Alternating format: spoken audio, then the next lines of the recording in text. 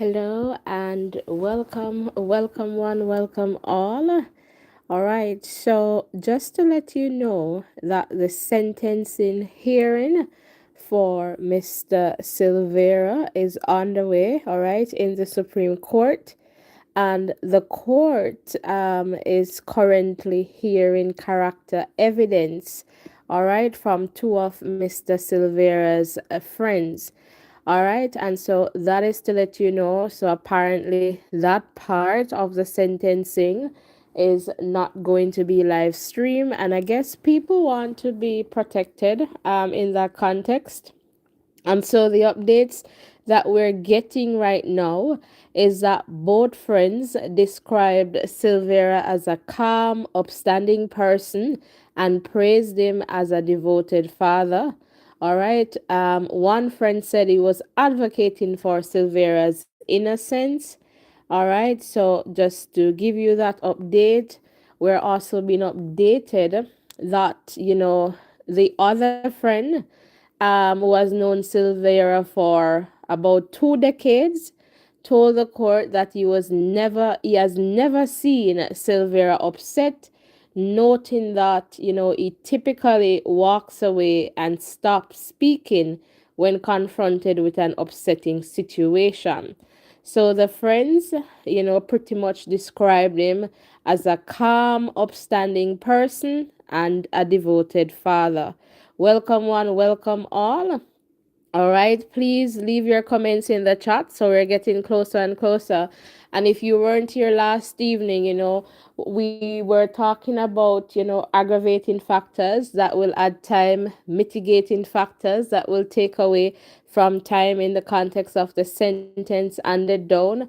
And last evening, I initially started with 20 years minimum for the gun, the firearm charge.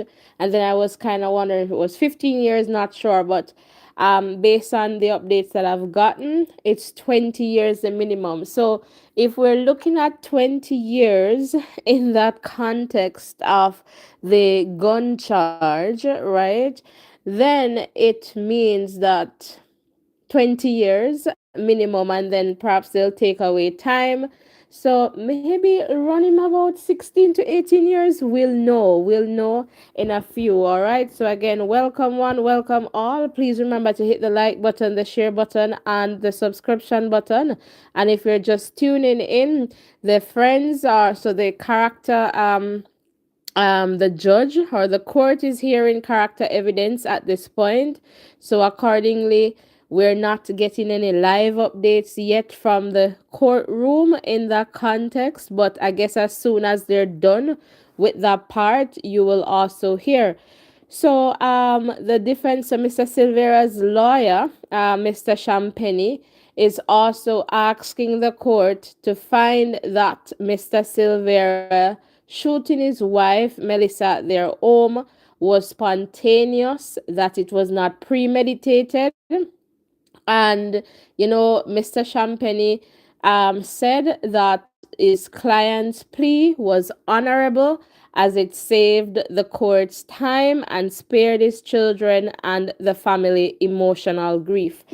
Now, in the context of that, there is what is referred to as a discount, and I believe they have different tiers. So I think perhaps about 50, then 35, then I believe 15%. So I guess 50% if at the very first instance this was done, and I guess 35 is like a second tier, and then 15%. But my understanding is that judges, they too have a discretion in the context of how they're going to allocate that discount in the context of sparing the court. So maybe Mr. Champagne here obviously is going to try to argue for that 35%. We don't know what the judge will do, but we'll learn soon given this context. So welcome one, welcome all. If you're hearing me, please remember to hit the like button, the share button, and the subscription button. All right. So The lawyer, Mr. Champagny, has also asked the court to consider his client's age, service as a counselor and MP, and his guilty plea to manslaughter in passing the sentence. All right, so that is also being asked there. He also noted that the social inquiry report shows Silvera's accepted responsibility for his actions, has no pattern of reoffending, has expressed remorse, and recognizes the consequences of his actions. It also notes he has an avoidance tendency and typically avoids conflict. So that is something that the judge is going to take into consideration, the social inquiry report. All right, so again, what we're hearing here is that Silvera expresses remorse, accepts responsibility for his role in his wife's death, according to the social inquiry report. All right. Mr. Champagny also tells the court that while some may view his client's admission of guilt as belated, Silvera had considered surrendering after the act but decided it would have been egregious for his children to lose both parents. All right, so we hear that argument again here. All right. And again, Silvera has pleaded guilty to manslaughter after the shooting death of his wife, Melissa, back in 2023. All right. This looks like Mr. Champagny also noted that the inquiry report, again, shows that Mr. Silvera has accepted responsibility, has no pattern of reoffending, has expressed remorse, and recognizes the consequences of his action. It also notes he has an avoidance tendency and typically avoids conflict. So that part is going to be interesting. So I guess going along the lines that, okay, this was definitely provocation, props to the highest level. All right. So that is there. And again, we're getting updates, and the Mr. Champagny is urging the court to be lenient in sentencing former PNP MP, all right, who pleaded guilty. He wants the court to impose a sentence below the statutory minimum for the firearm offense. All right, below the statutory minimum. So this is what the lawyer is advocating for. And remember, based on my understanding, the statutory minimum is 20 years, right? And to grant a 35% discount, so this is the second tier now, because he did not go at the very first instant to say, okay, I am responsible. To grant a 35% discount for Silvera's guilty plea on manslaughter and using a firearm to commit a felony under the Criminal Justice Administration Act of 2015. Champagny said he was not going to ask for a set year, but asked the court to give his client the possibility of one day being able to exist outside the confines of a prison. All right, so you hear? So just give him another opportunity to just not be in a prison. So pretty much for his client not to die in a prison, right?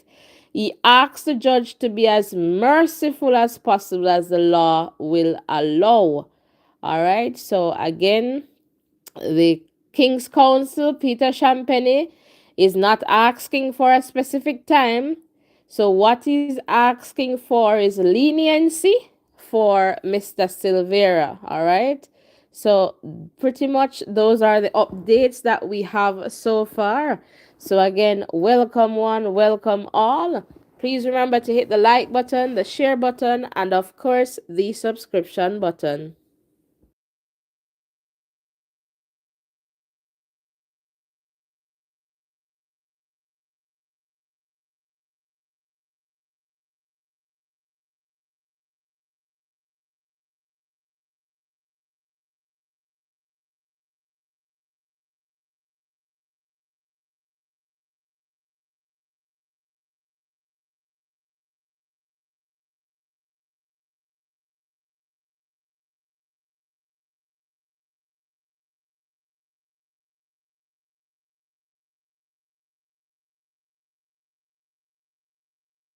All right, welcome, welcome. If you're just tuning in, all right, so just to let you know that the court, all right, not the court, the law, the court is on its way in the context of the sentencing hearing.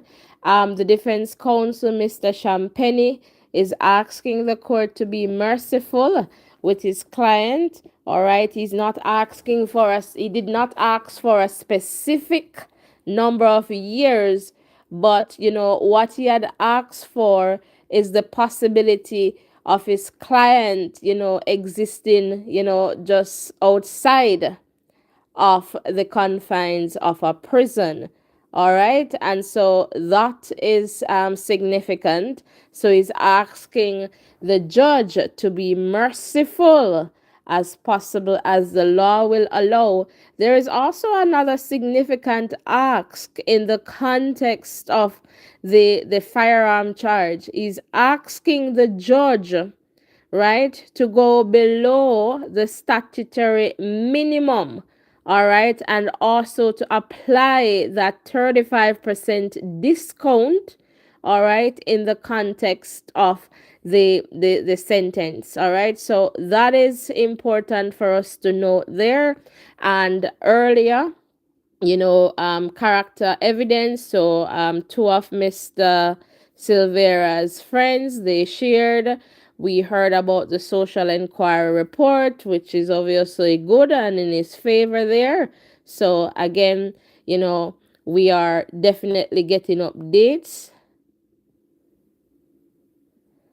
And just into, we're now hearing, oh my, that Dacia Forrester, all right, so was in an altercation at the gas station. So what suffered burns. We heard that she has died. So that's just unfortunate. Breaking news just coming in. That's what we're hearing by virtue of the Jamaica Gleaner, that Dacia Forrester, who was set on fire during an alleged altercation at a gas station in Westmoreland, has died. Her sister, Carol Blackwood Hewitt, has confirmed this news. My sincere condolences, and it is just so sad that this is the outcome. Yeah, that's just sad. That's very sad. That's really, really sad. All right, guys, welcome one, welcome all. All right, if you're just tuning in, we're here and just waiting for some updates, all right, from the Supreme Court in the context of Mr. Julian Silvera.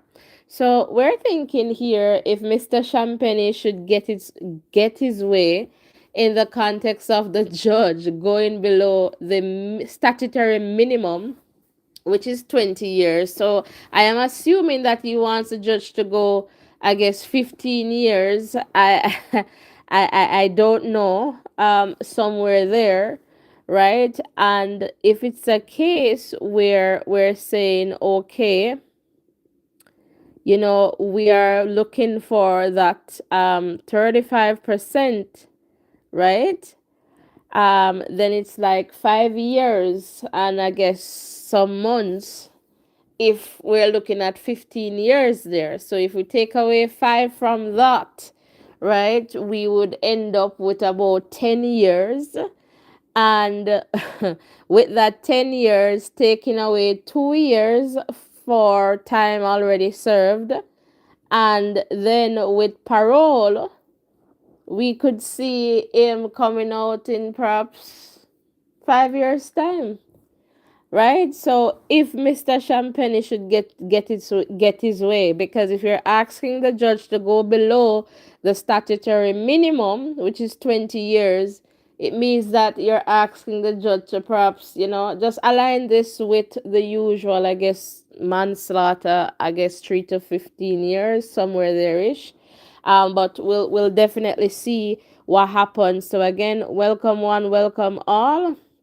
If you're just tuning in, just going to check to see if we're getting any live updates yet from the court. All right, we'll definitely keep you posted. But the situation as it is right now, based on our understanding here, all right, is that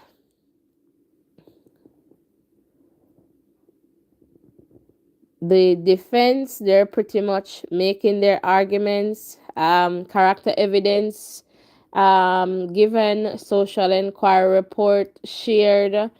And so I guess in a little bit we'll perhaps get some updates in the context of the family, so the victim impact statements and all of that. So we're here and we're trying to provide you with updates as best as we can. So again, if you're just tuning in, we got some really sad breaking news that Dacia Forrester, all right, who was in the altercation at a gas station there in Westmoreland, has died. All right, so that's news coming in from the Jamaica Gleaner. All right, so again, guys, welcome one, welcome all. Please remember to hit the like button, the share button, and the subscription button.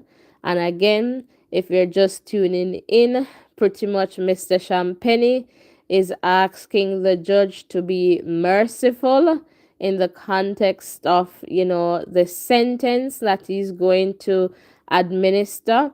He's also asking the court to give his client the possibility of one day being able to exist outside the confines of a prison. All right. So he also wants the court to impose a sentence below the statutory minimum for the firearm offense. And so, again, my understanding of the statutory minimum is 20 years. So, Mr. Champagne is asking the judge, Mr.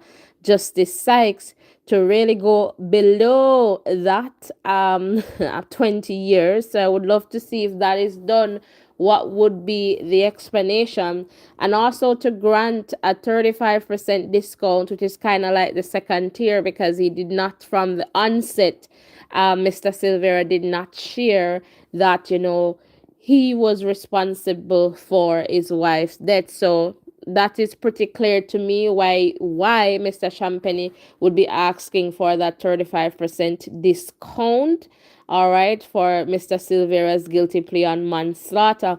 But also to note that the judge has discretion in whether or not they are going to apply that 35% or even the 15% or even lower. So even though 15% is like the third tier in the context of discount applying there for time, so it could be, so just in the context of, I guess, your guilty plea, it could be that the judge say no, we're going to do 10% because this offense was really serious. And remember that a part of this sentence is really to prevent, to deter someone from, committing a crime, and also the offender from, reoffending or committing a similar act. So this part is significant.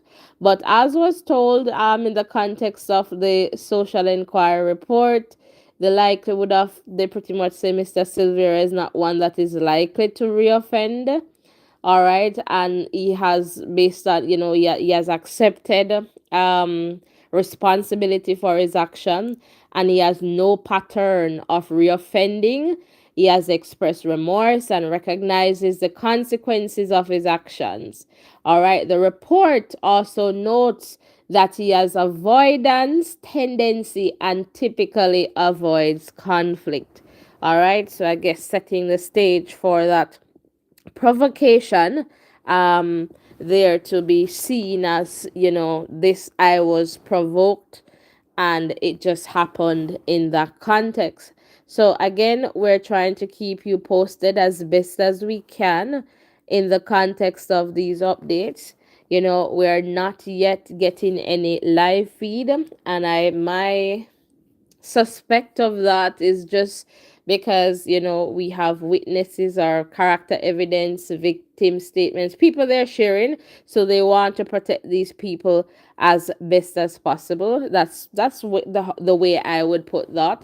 So I guess we're just going to get the latter part of it, All right. And again, we'll try our best to keep you posted given this context. All right. So welcome one, welcome all. All right. So again, if you're just tuning in, if we're just tuning in, Mr. Sham asking the court to look beyond, to go beyond, to go below the statutory minimum for the firearm offense, because we know that, there was a new act, and the statutory minimum is 20 years, maximum 25. So I would love to see if that happens, what would be the explanation given by the judge in that context, because that would be significant. I'm going to try and get into the chat just to see if there is any comments there in the chat, but welcome. All right. So we there are a lot of factors to consider in this case, some of which we shared last evening. So aggravating factors that will add time, and mitigating factors that will take away. All right. And welcome, Carlene. Welcome. So, guys, come on, please hit the like button, the share button, and of course, the subscription button. If you're just tuning in, we are just getting some updates that I have shared with you. So, the hearing is not yet live. And my understanding, or I'll say, this is as a result of trying to protect, the people who are sharing right now in the court. So we are informed that two of Mr. Silvera's friends, they shared, and it was pretty much good. I would say in his favor there. All right. Given, what they have shared. So, for example, they shared that, they have never seen him upset and all of that. So that definitely is going to go in his favor. Just to highlight that the King's Counsel Peter Champagny is urging the court to be lenient in its sentencing of Mr. Silvera. All right, so that is significant. And right now we're being told that prosecutors, they are responding, and they have asked the judge to find that no basis has been presented to depart from the mandatory minimum sentence in the case.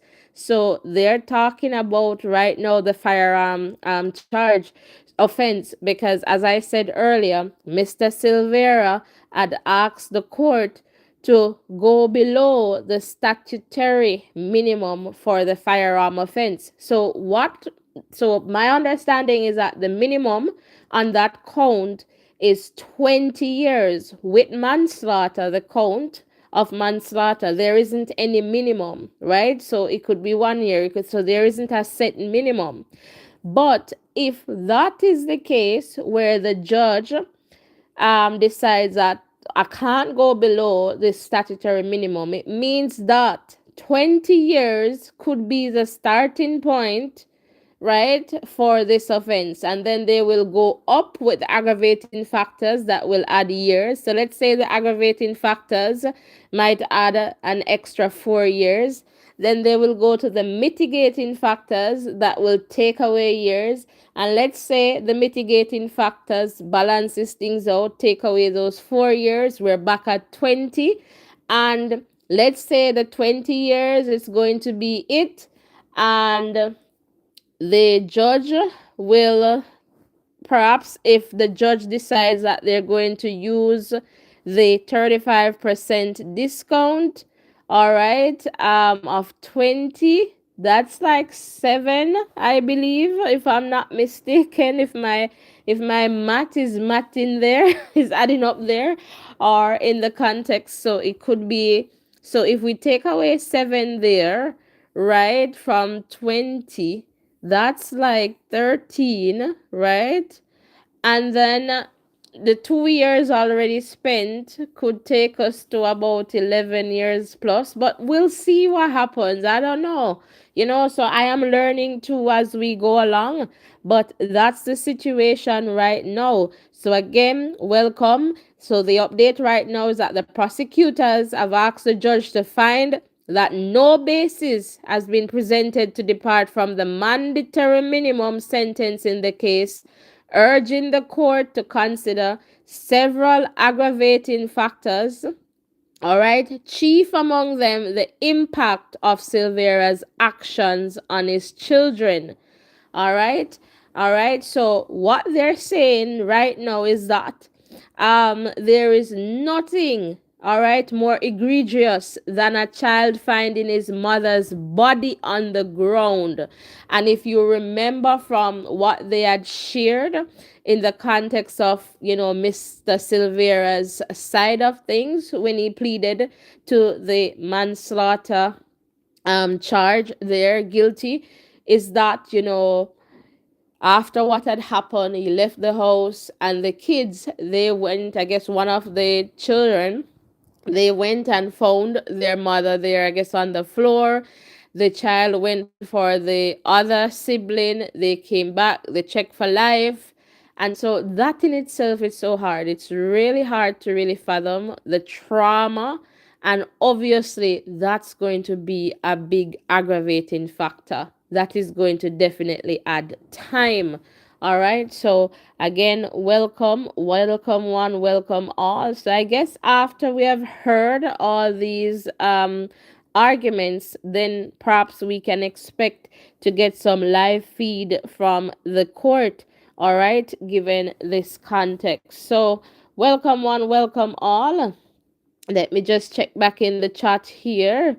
All right, not seeing any new comments there in the chat yet. But again, the prosecutors, they have the floor now, and they are sharing, what they believe should happen in this case. If you're just tuning in, welcome. Very unfortunate that we have this situation on our hands right now, talking about it's just sad because a family is broken. Children, they have lost their mom. They pretty much will lose their father for a significant number of years. So it's just sad, a mom has lost a daughter, sisters, friends, they have lost someone. And so this is definitely just hard, really hard to really talk about, given, all that has happened in the context of this case. But again, welcome one, welcome all. I'm so happy to have you guys here. Again, please remember to hit the like button, the share button, and the subscription button, and I'll try my best to keep you posted. All right, so that's the situation that we have, all right, in the context. And a lot of people, they're asking for justice for Melissa. All right, and we'll definitely hear what happens in this context. So again, welcome.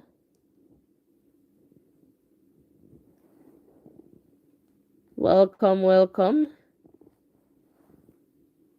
So again, we're trying to get some updates. So if you're here, please remember to hit the like button. All right, so what we're also being updated is that the court was informed that the children are receiving counseling after discovering their mother's body. All right, so just to let you know that. And we are also being updated that there was a break, and during that break, Mr. Silvera was seen talking with his attorney from the dock, and at one point he was seen smiling. All right, so just to let you know that as well.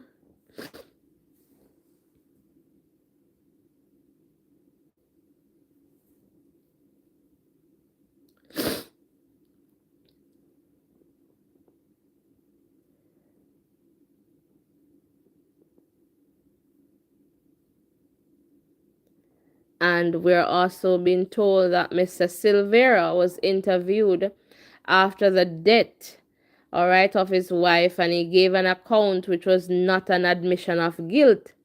When he indicated he took the decision based on his children, yes, his children would have lost both parents, but the fact that he knew all along that he committed the crime. So I guess that's going to be like the prosecutor is going to outline, aggravating factors. So in the context of this, the prosecutor outlines aggravating factors prior to pleading guilty. Consider that he knew this from the very moment he was placed before the court. All right, 35 statements, including post mortem, were disclosed by the defense. So we're just getting some updates. All was already known to Silvera, but he pleaded guilty just before the trial. The timing of his actions should reduce any discount. Take into consideration the overwhelming aggravating factors, the use of a licensed firearm. The offense took place in their bedroom and the house they shared. He left her body in circumstances where the children could find her body. They actually found her. He took steps to conceal that he had shot and killed Melissa. All right. And he talked, we heard the different things that, she died in her sleep and all of that. So,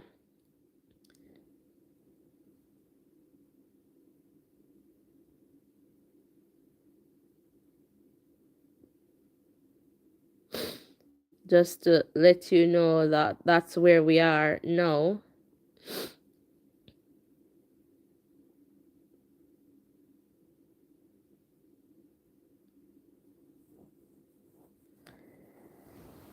So we'll continue to keep you posted in the context of these updates. So again, welcome one, welcome all. Please remember to hit the like button, the share button, as well as the subscription button. And if you're just tuning into about 20 or about 24 minutes or so ago, we were updated on the fact that Dacia Forrester, all right, who was set on fire during an alleged altercation at a gas station in Westmoreland, has died. All right, so sad news all around. So, but just to update you on that piece of information there. So again, welcome one, welcome all. If you're still here, please remember to hit the like button, the share button, and of course, the subscription button.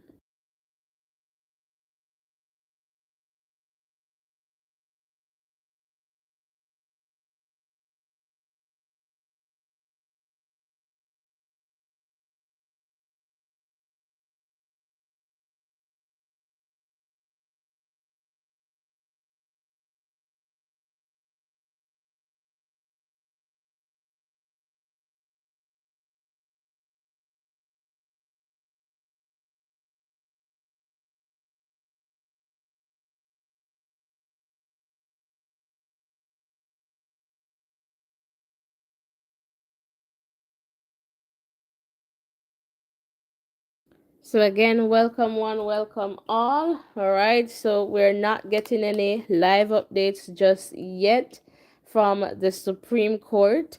So we're hearing all the arguments, from both sides, the prosecution and the defense. All right, before the judge makes his decision.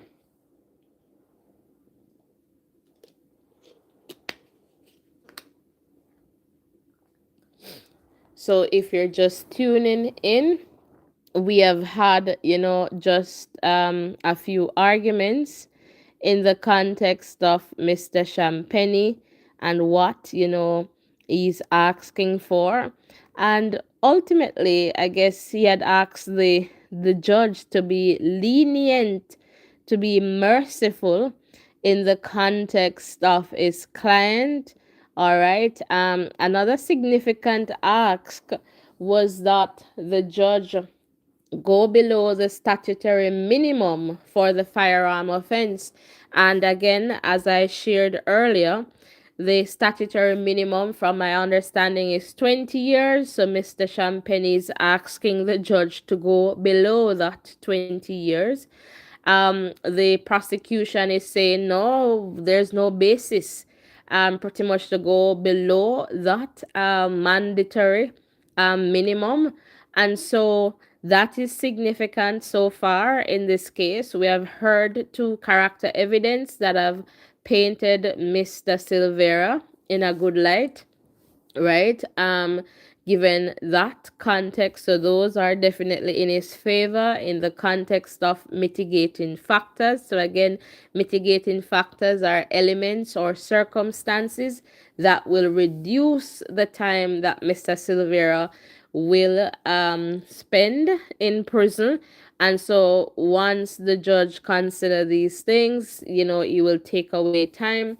Aggravating factors on the other side of it are those elements or circumstances that will cause the judge to add time.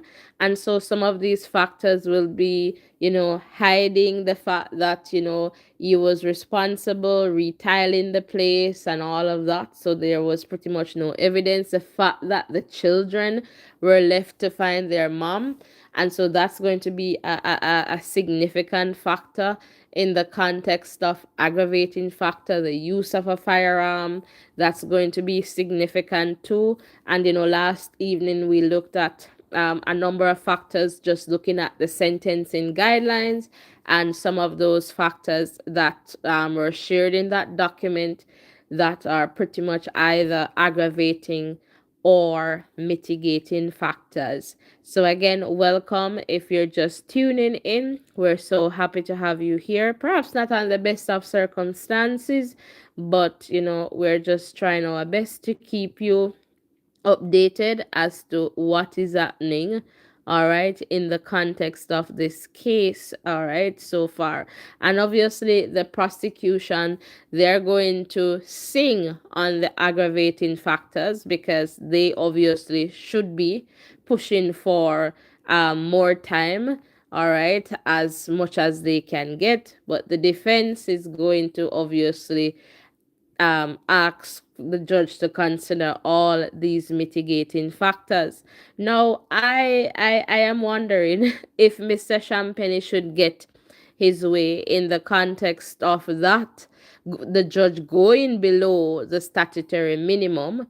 I would love to see the explanation around that, but that would not send a good message to the Jamaican people, to the public, in the context of that, because perhaps they're going to say, well, this is another Tapenaris, and so we'll definitely see what happens in the context of what is going to happen. But if it's a situation where the judge is saying no, I cannot consider this, I cannot go below the statutory minimum, what that means is that Mr. Silvera, at minimum, should get 20 years. Perhaps that's where the starting point may be, because for the firearm offense, I think it's the minimum 20, maximum 25.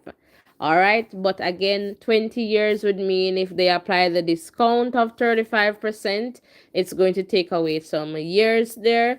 And if they apply what he has already served in prison, it's going to take away some years there. So we'll definitely see how that plays out. But let's say the judge decides, you know what, no, we just have to go at 20. Let's see, the judge could go to 25. So this is very interesting. And again, we may not hear all the explanations today and may need some time to review the explanations surrounding the decision and in the context of the sentence, but we'll definitely try to keep you posted. All right, so just some more updates coming in. All right, let me just see here.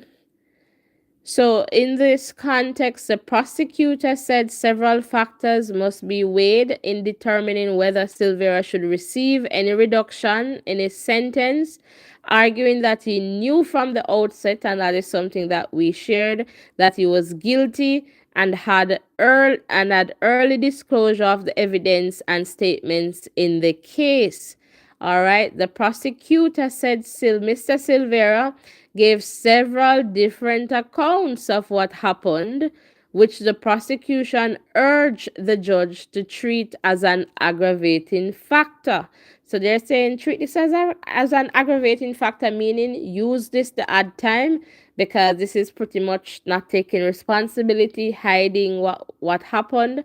The prosecutor also said Mr. Silvera was interviewed and he gave several accounts, which was not an admission of guilt. Again, something that we shared too.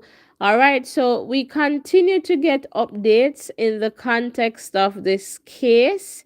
All right, so we're hoping and maybe they'll take a break after all these arguments are shared, and then maybe it would be after that break, before they go live for the sentencing. But again, we'll be here. Maybe we'll have to take a break too, and hopefully we're able to share that portion of it live with you. So again, welcome one, welcome all. If you're in the chat, I'm just going to circle in the chat now to get a sense of, just what you're thinking, and just share in the chat there, guys.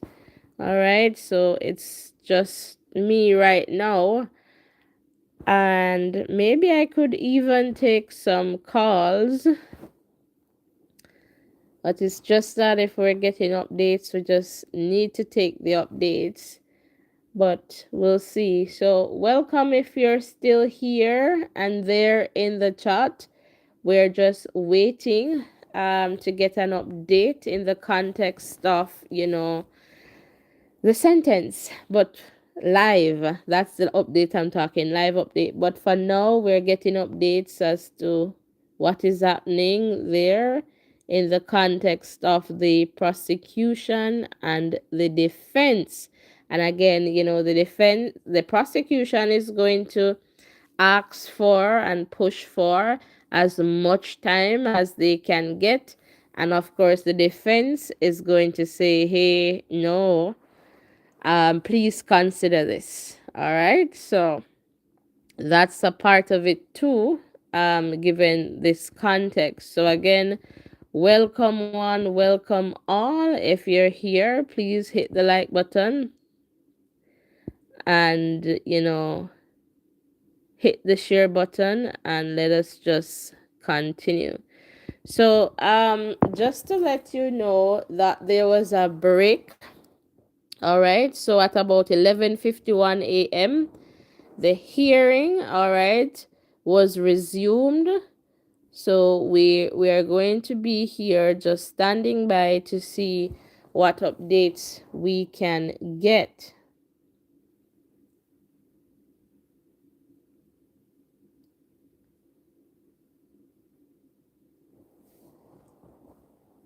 And I just need to check to make sure, just to see if the court has started their streaming.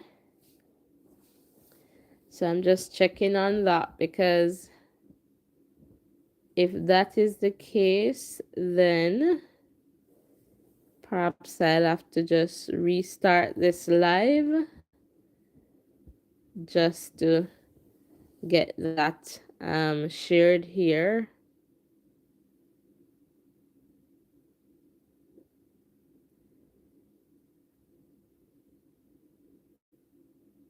and I am not seeing anything yet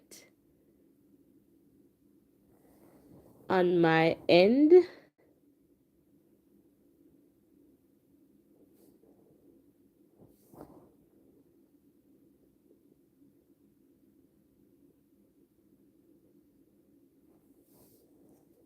So not seeing anything yet on my end. All right, so just to let you know that.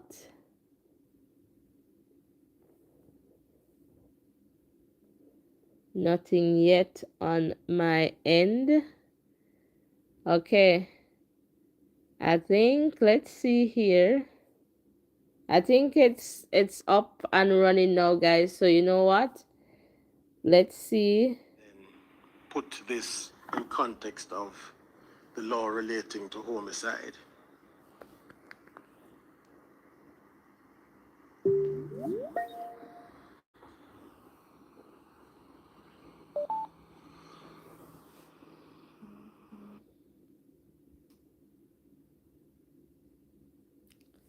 All right, so we're going to see if we can connect via audio at this point. We're not getting the audio either, so I'm not sure if it's just not coming through, but I was hearing the judge in a little bit there, but let's see what happens.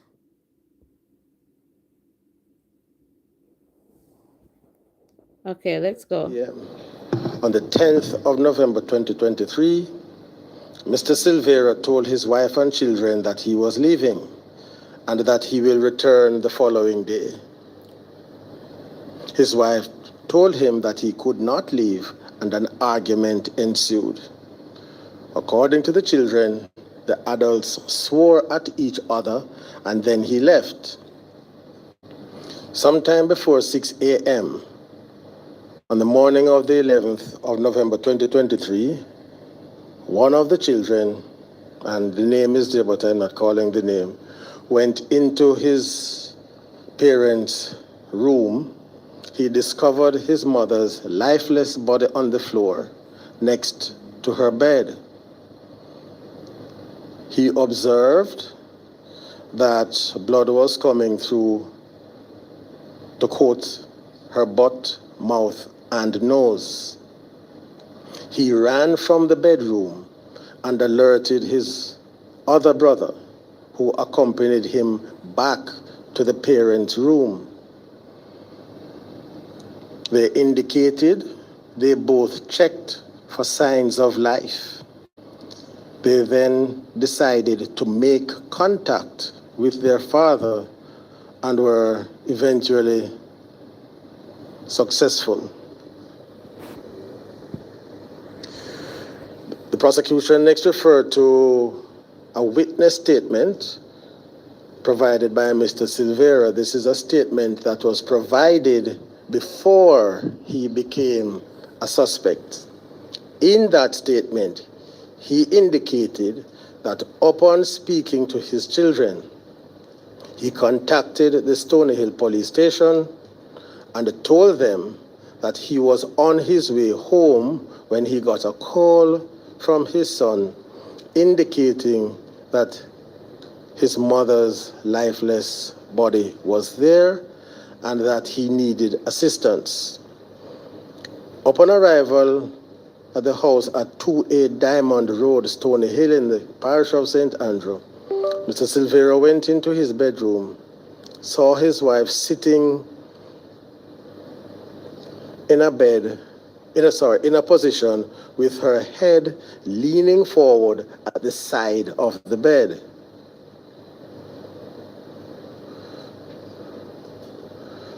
According to witnesses, that is the children who were there, he touched her, spoke to her, and found that she was not responding.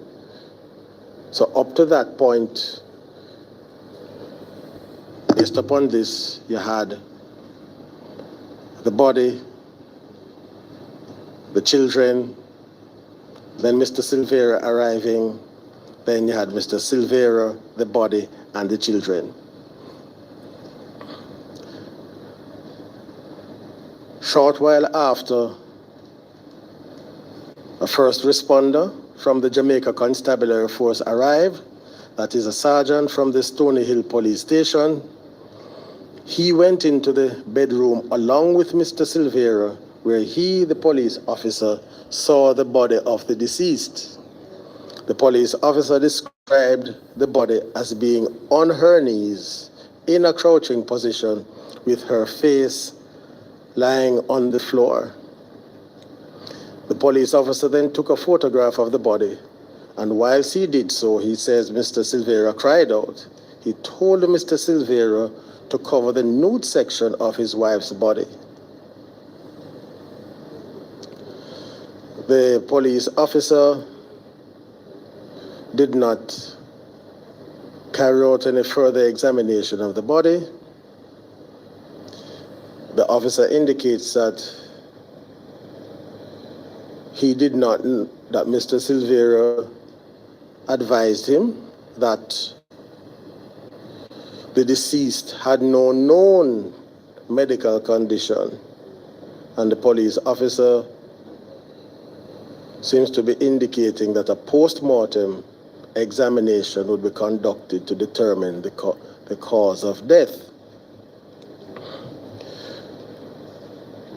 The House of Tranquility Funeral Home was contacted for the removal of the deceased body. Not clear from the narrative who did the contacting, but nonetheless, that was a contact that was made.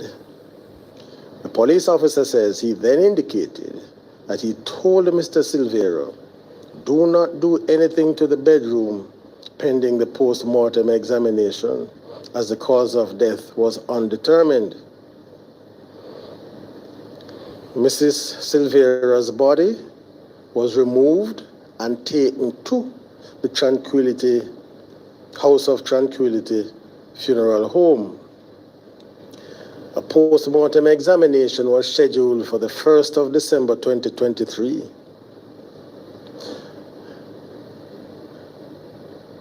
The pathologist who arrived to do the post-mortem examination observed marks on the body. As a result of her observation, the body was sealed and the detectives were called to assist in the investigation. So,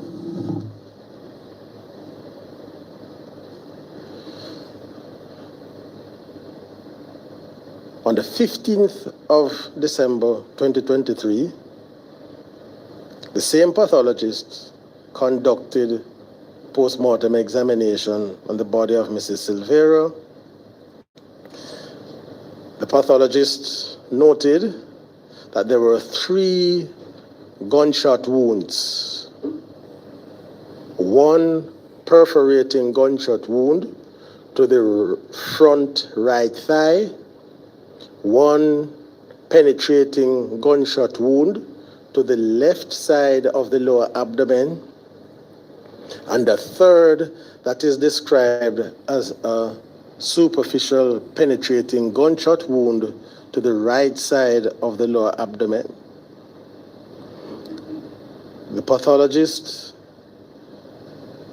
found that the immediate cause of death was due to multiple gunshot wounds. During the post-mortem, the pathologist removed 2 projectiles from the body of Mrs. Silvera. These projectiles were handed over to an officer, not the one who turned up apparently on the 10th of November, assigned to the Jamaica Constabulary Force, and it was after the post-mortem was concluded, Mr. Silvera became a suspect and was taken into custody. The narrative goes on to indicate that he is a licensed firearm holder.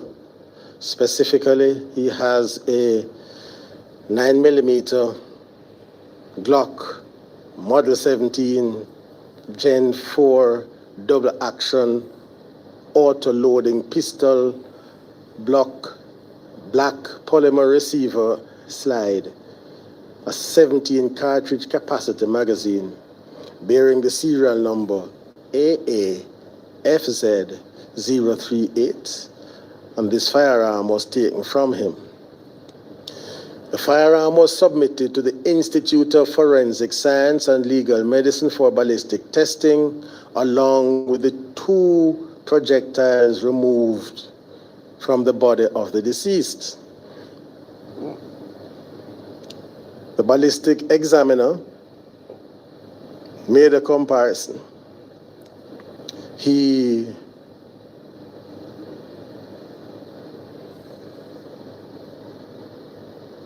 test fired the gun. This is now in January of 2024. Test fired the gun.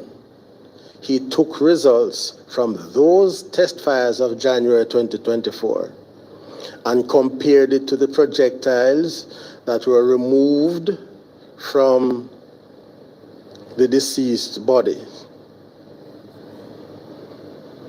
He found what he called level 1 characteristics matching.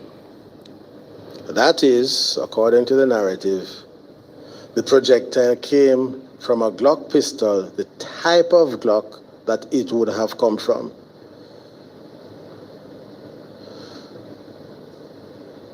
He found that there was some amount of level 2 matching, and this apparently is striations, and that there were no additional markings that were unusual. So I'll pause here for a moment and indicate this.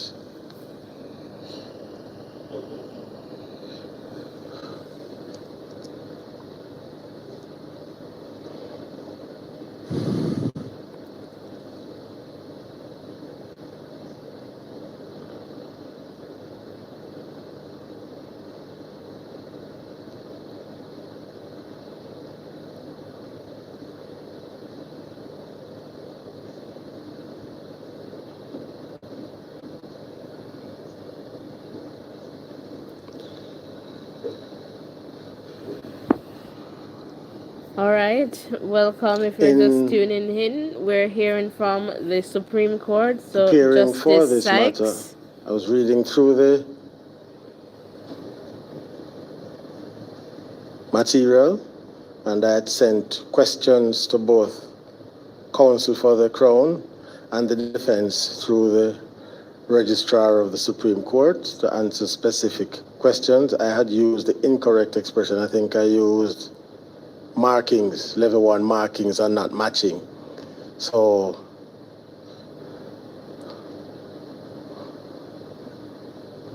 counsel for the defense, being the cautious man that he is, he indicated that he did not have any document that referred to level 1 or level 2 markings. So that was my error. There should have been matching. The Crown also responded, getting assistance from Superintendent of Police Miguel Bernard, and he responded, and apparently this is a quotation from him. I don't think the defense is taking issue with the exposition on this by the superintendent. He says, correcting me, that the term used was level 1 matching and level 2 matching. The term is used to provide a simplified understanding of the examination process. Level 1 matching, this is matching of the class characteristics. Class characteristics can be used to eliminate certain firearms as potential sources of firing a bullet or a cartridge case. However, they do not narrow it down to one specific firearm in the class or group. Class characteristics of bullets include the caliber, the number of lands and grooves, direction of twist of lands and grooves, and the width of the lands and grooves. It says in this case of the King against Jolly and Silvera, the class characteristics narrowed the source of the marks on the bullet to Glock pistols, which is a smaller group from all the potential make of firearms that exist. The accused firearm submitted as evidence in the case was a Glock pistol. Therefore, the examination progressed to level 2 examination. So what he seems to be saying is that the level 1 determines the class. And then once it falls, you identify the class, then you go on now to see about the specifics of the object, the gun. Level 2 matching, he says, is this. This is matching of the individual characteristics that are unique to one specific firearm. At this level, the comparison requires microscopic analysis and cannot be done with the naked eye. Individual characteristics of bullets are random, striated marks, striations on the land impressions on the bullets. In this case, the King against Jolly and Silvera, there was sufficient matching of the individual characteristics to conclude that the bullets matched the test fires said to be from the accused's licensed firearm. He says the damage seen in the barrel was consistent with a corrosive chemical reaction in the barrel, was unlikely to have occurred naturally because in the relatively short space of time between the death of the deceased Melissa Silvera and the gun being submitted to the ballistics department, this corrosion distorted the individual characteristics, making it difficult to match bullets fired through the barrel before the corrosion and those that were fired through the barrel after the corrosion. That is to say, the damage was consistent with or likely a deliberate attempt to prevent any subsequent matching of test fires from the gun with any bullets that were fired through the barrel prior to the corrosion. So we go back now to the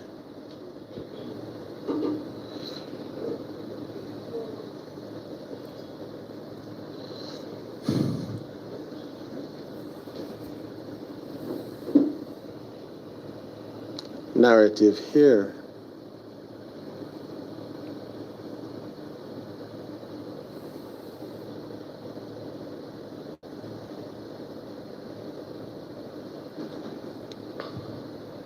Yes, so he continues now.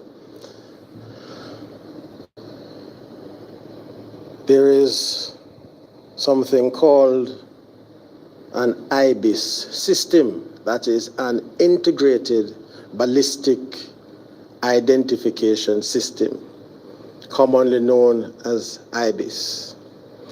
This is a database, and this database contains firearm ballistic signatures.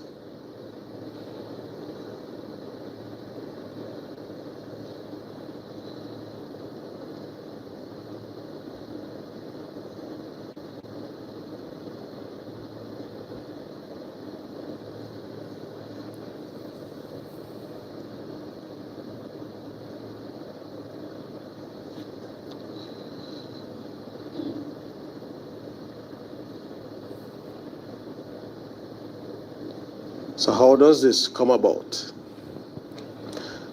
Under the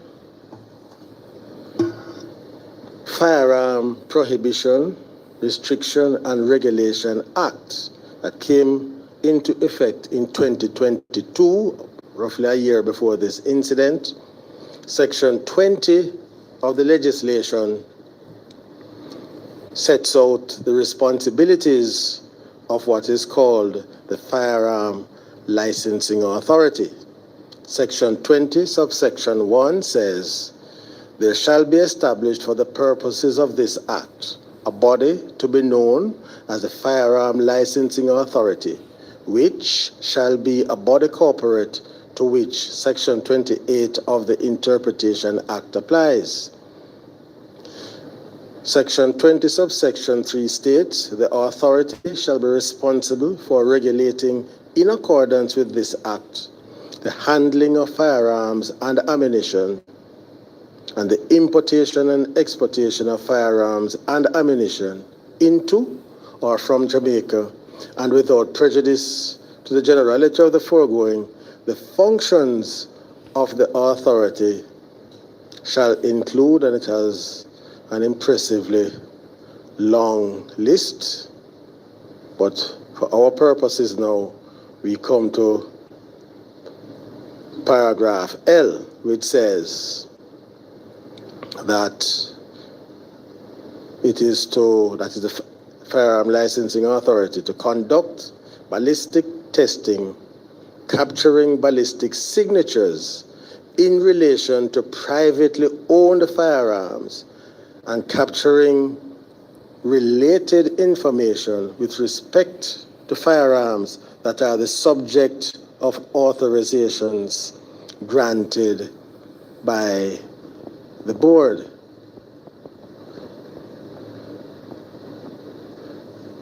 Then there is reference to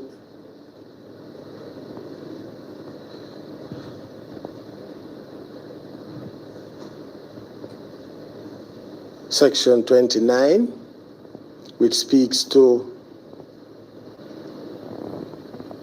the identification of firearms. And then there is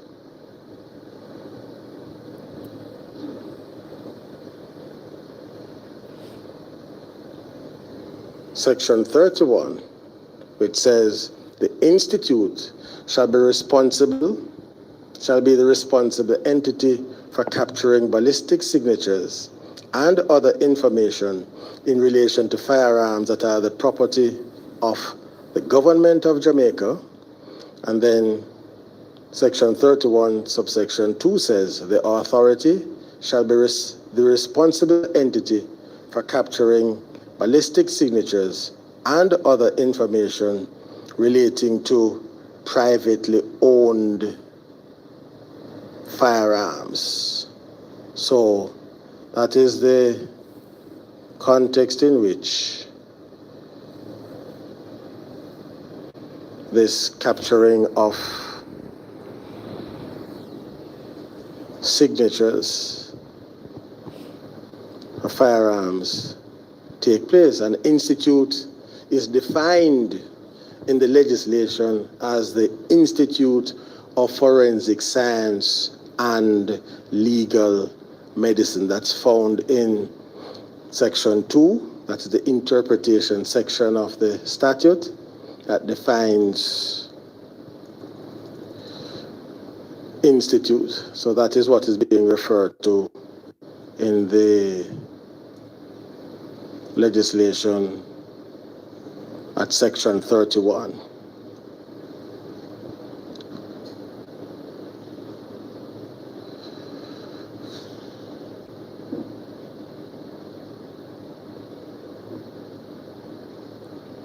Right, so now,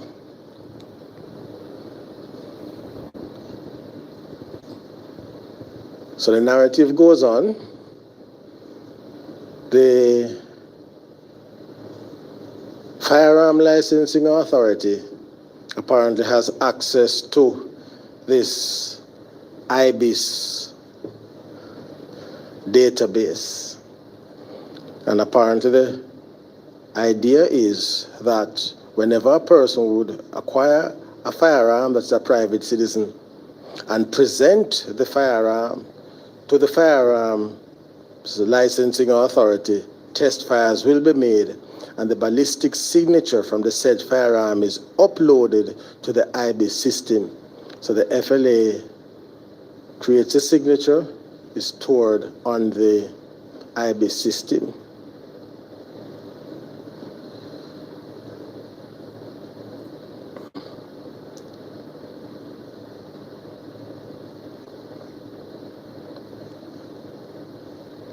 The expert goes on to say now that in January 2024, he took the test fires from Mr. Silvera's firearm and compared it to the ballistic signature that the FLA would have had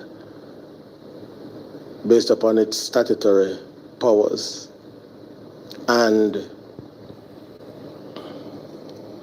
he also compared the projectiles taken from the body of the deceased to the ballistic signature of Mr. Silvera's firearm containing on the IBIS database, and he got a match. This led him now to do a physical examination of the ballistic material.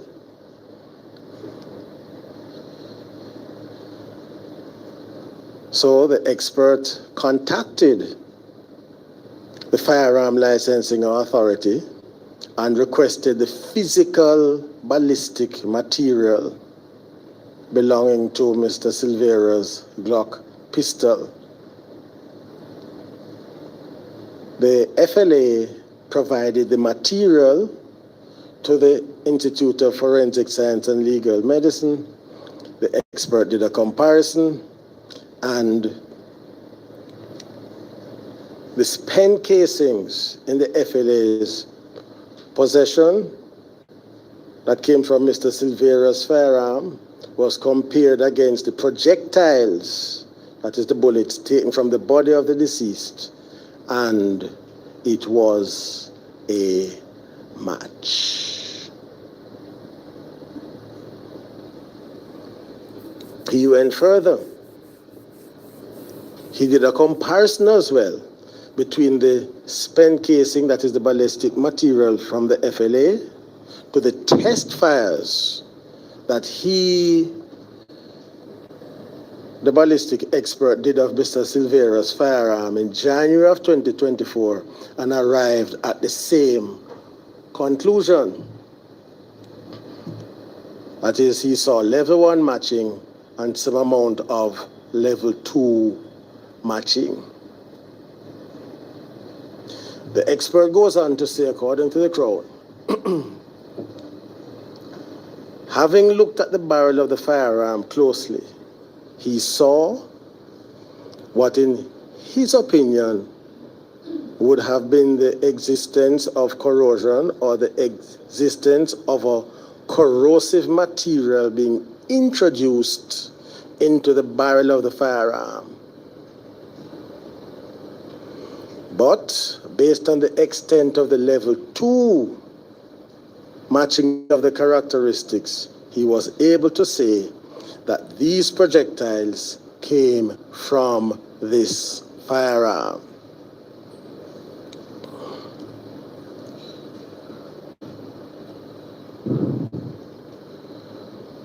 Now,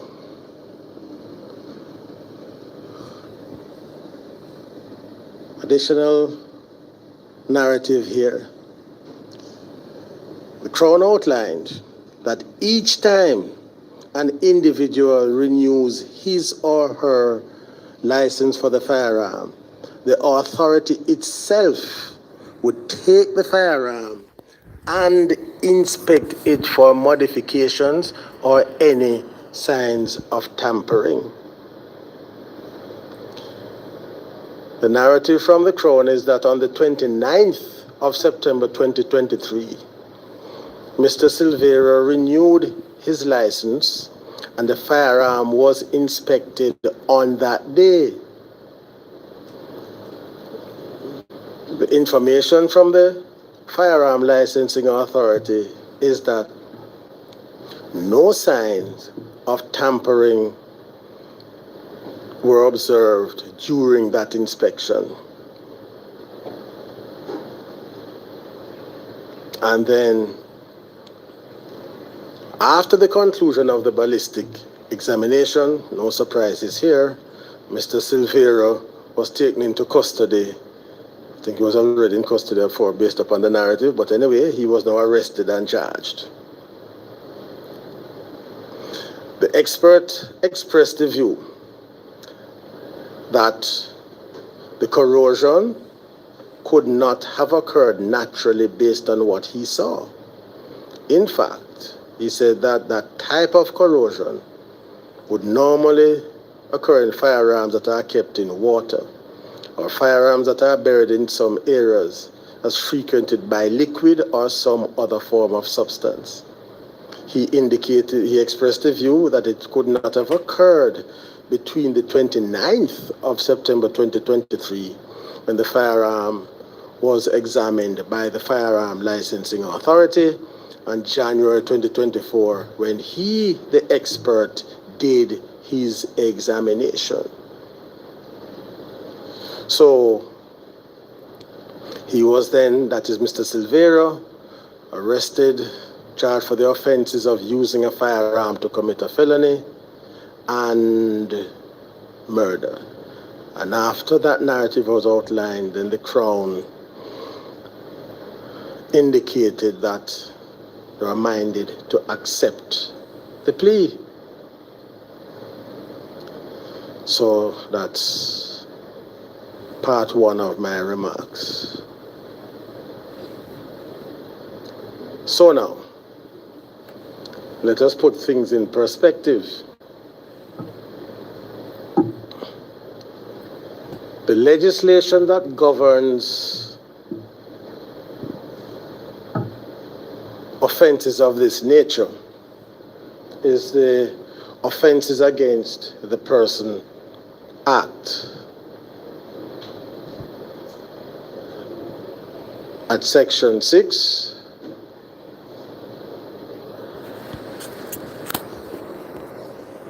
it says,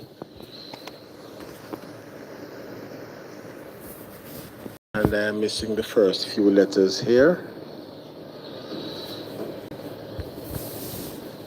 So let's find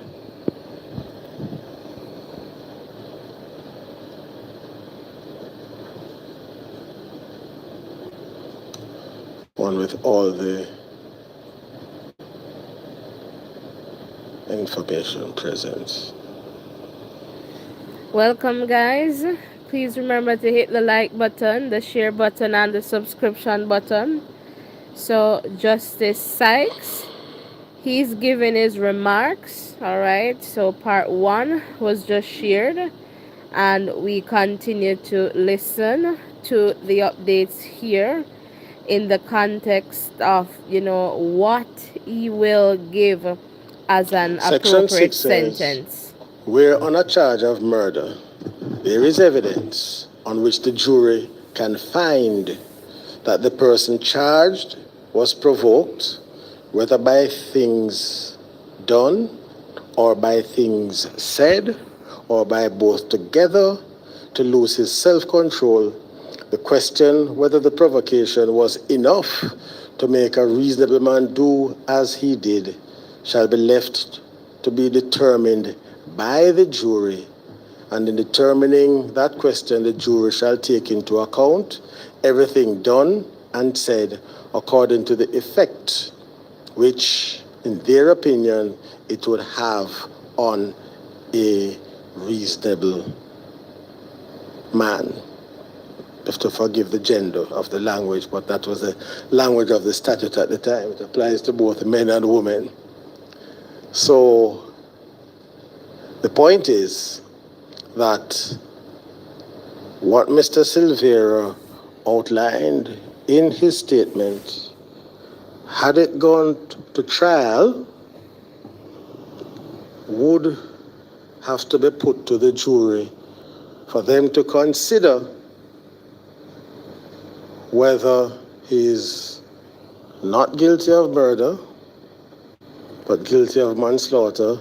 And let us not forget that in the context of a trial, the jury, in its wisdom, can acquit completely, because we seem to forget at times that juries don't have to accept any fact that is put to them. They are constantly reminded of this.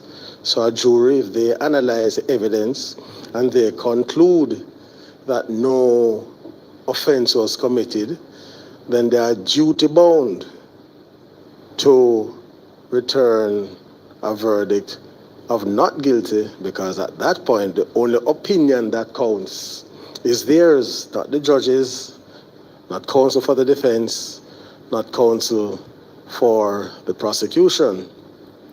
So, having regard to what is in the statement, though he was indicted for murder, the question of manslaughter would have to be left for the consideration of the jury, and they would have been told, among other things, that they cannot convict of murder unless they are sure that provocation or lack of intent or any other factor that will reduce it to manslaughter didn't arise on the case.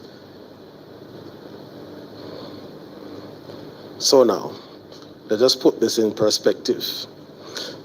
So manslaughter is best understood if it is seen in the context of homicide, and homicide is a generic term, killing of one human being by another.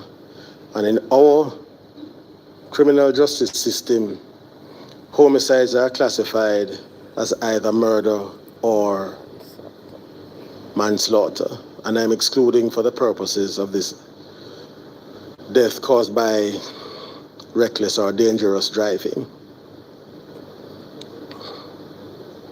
So, murder occurs when a person of sound mind and discretion, by a voluntary and deliberate act, causes the death of another who is under the sovereign's peace, in circumstances where the person doing the act causing death had the intention to kill or cause really serious bodily harm, and while doing the act which causes death, there was no lawful justification, such as self-defense, or excuse, such as insanity, and so on. Now, manslaughter falls into two categories: voluntary and involuntary manslaughter. In voluntary manslaughter, all the ingredients of murder are present and would be murder but for the presence of a partial defense, such as provocation or diminished responsibility. It is voluntary manslaughter because the act which causes death was done deliberately, with the intention to kill, and would be murder had it not been for the presence of the partial defense. Involuntary manslaughter is so called because of the absence of an intent to kill or to cause really serious bodily harm. So into this category you find things such as unlawful and dangerous acts. You might push over someone or you punch someone in the face and they drop and hit the head and they die. Oftentimes in that context, the person doing the punching does not intend to kill or to cause any really serious injury, but it's an unlawful act. So that is the distinction, really. And what is the significance of the distinction? It is now reflected in the approach to sentencing. So, manslaughter arising by provocation or by diminished responsibility, category into the category of voluntary manslaughter. Manslaughter arising from an unlawful and dangerous act or by gross negligence, involuntary manslaughter. In the case here, we are not dealing with involuntary manslaughter, but voluntary manslaughter.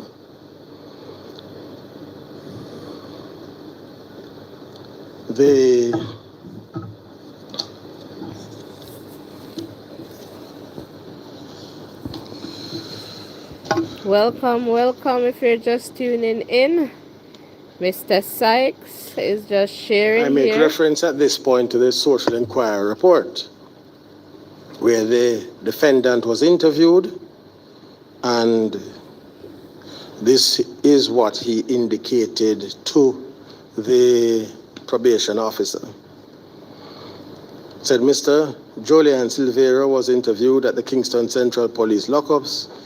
During the interview, he was respectful and cooperative. He stated that for several years prior to the incident, he and his late wife frequently argued, primarily over financial matters. He further disclosed that he was blamed for the death of their son, which further contributed to ongoing tension in the relationship. On the day of the incident, Mr. Silveira reported that an argument occurred between him and his wife. He explained that it was customary for him to leave and spend the night at his sister's residence following disputes. However, during this particular argument, his wife spat in his face and accused him of engaging in incestuous relationships with his older children and his sister. Mr. Silveira stated that during the confrontation, he reached a breaking point. He went to retrieve his licensed firearm to holster it, and as his wife approached him, the situation escalated further, and in the course of the struggle, he discharged the weapon 3 times, fatally wounding her. He admitted that he panicked immediately afterward and left the apartment. He emphasized that the incident was not premeditated, but rather the result of provocation in the heat of the moment. Mr. Silveira expressed deep remorse, stating that he is profoundly regretful that such a tragedy occurred. He acknowledged that there will be consequences to face, but he hopes that one day he will be able to meet his children again to seek their forgiveness. So,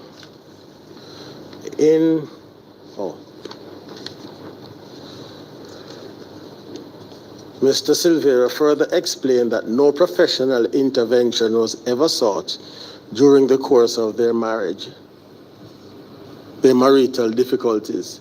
He described his late wife as someone who would escalate quickly during disagreements, going from 0 to 100 in no time. He stated that he often encouraged her to undergo an assessment to determine whether she might have been suffering from a mental health condition such as bipolar disorder.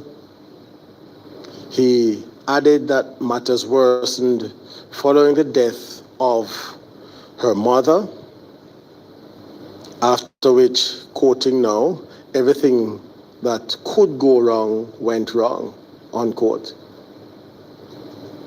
And he noted that his wife did not cope well with her mother's passing.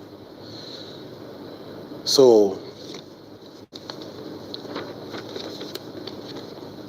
again, had the matter gone to trial and this information was presented as a part of this case, the question of provocation would have had to have been left for the consideration of the jury. Now, I'll go back to an earlier part of the prosecution narrative before, well, not so much the narrative, but remarks made by prosecuting counsel before getting into the details of the narrative for the specific night.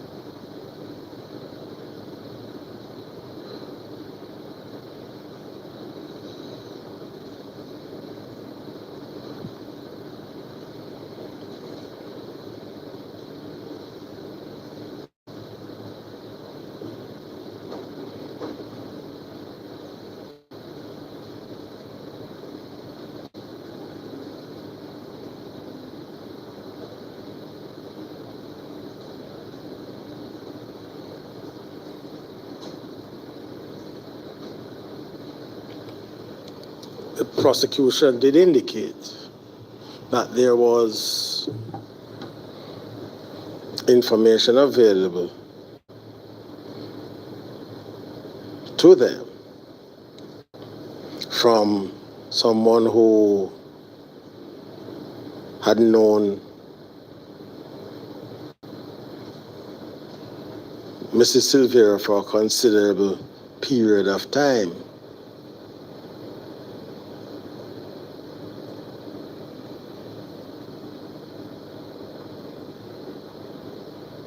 And that person and Mrs. Silvera would have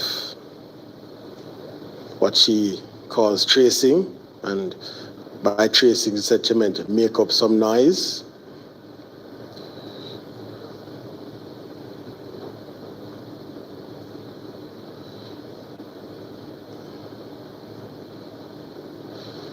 The prosecution also had information that Mr. and Mrs. Silvera would often have arguments, but they would call and make up later. And even in that context, the deceased would still push her point. She was very determined and excellent, according to this individual. Indicate that she was a loving mother to her children. And the prosecution also had information that Mrs. Silvera was very mouthy, and what was meant by that she was feisty and a strong-willed woman who was very smart.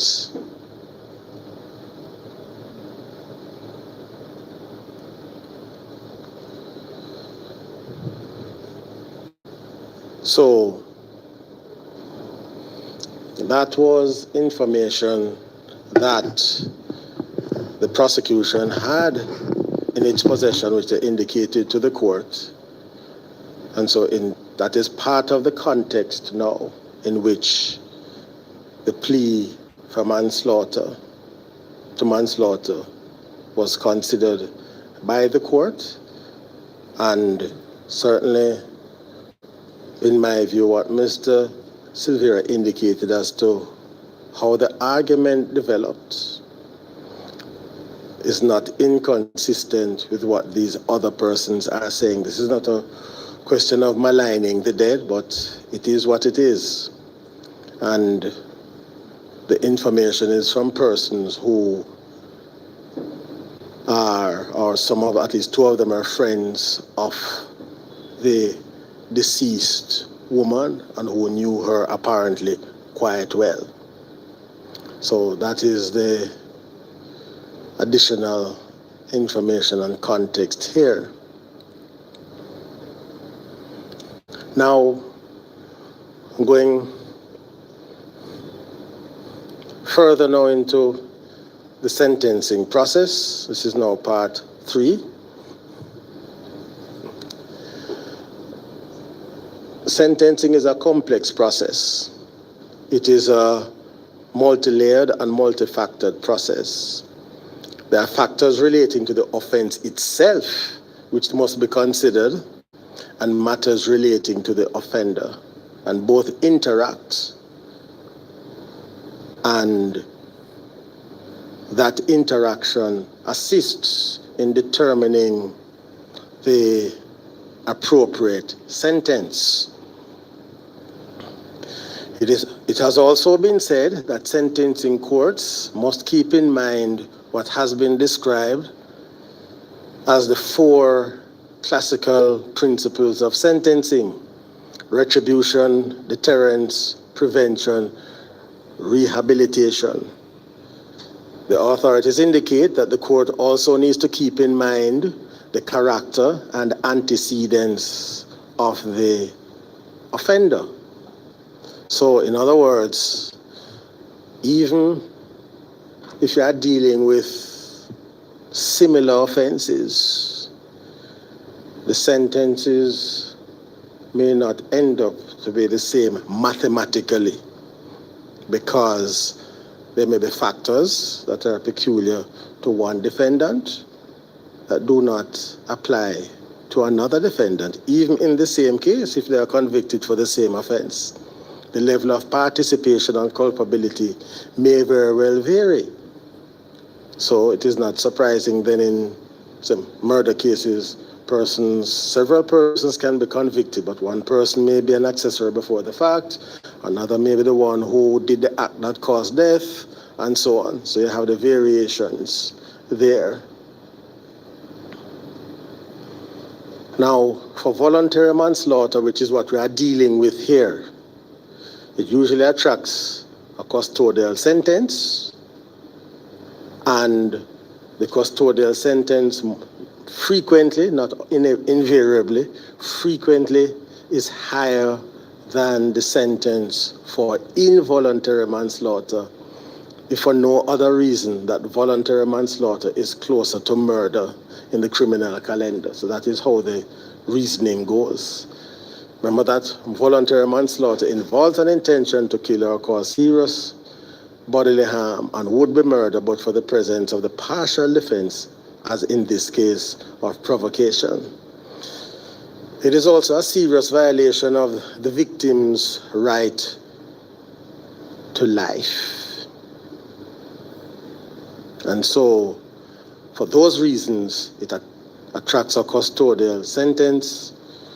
The Criminal Justice Reform Act tells us that the judge should proceed in a manner to consider whether a non-custodial sentence is appropriate, but the same act excludes firearm offenses, and even if that statute had not been in existence, the general approach of the courts has been to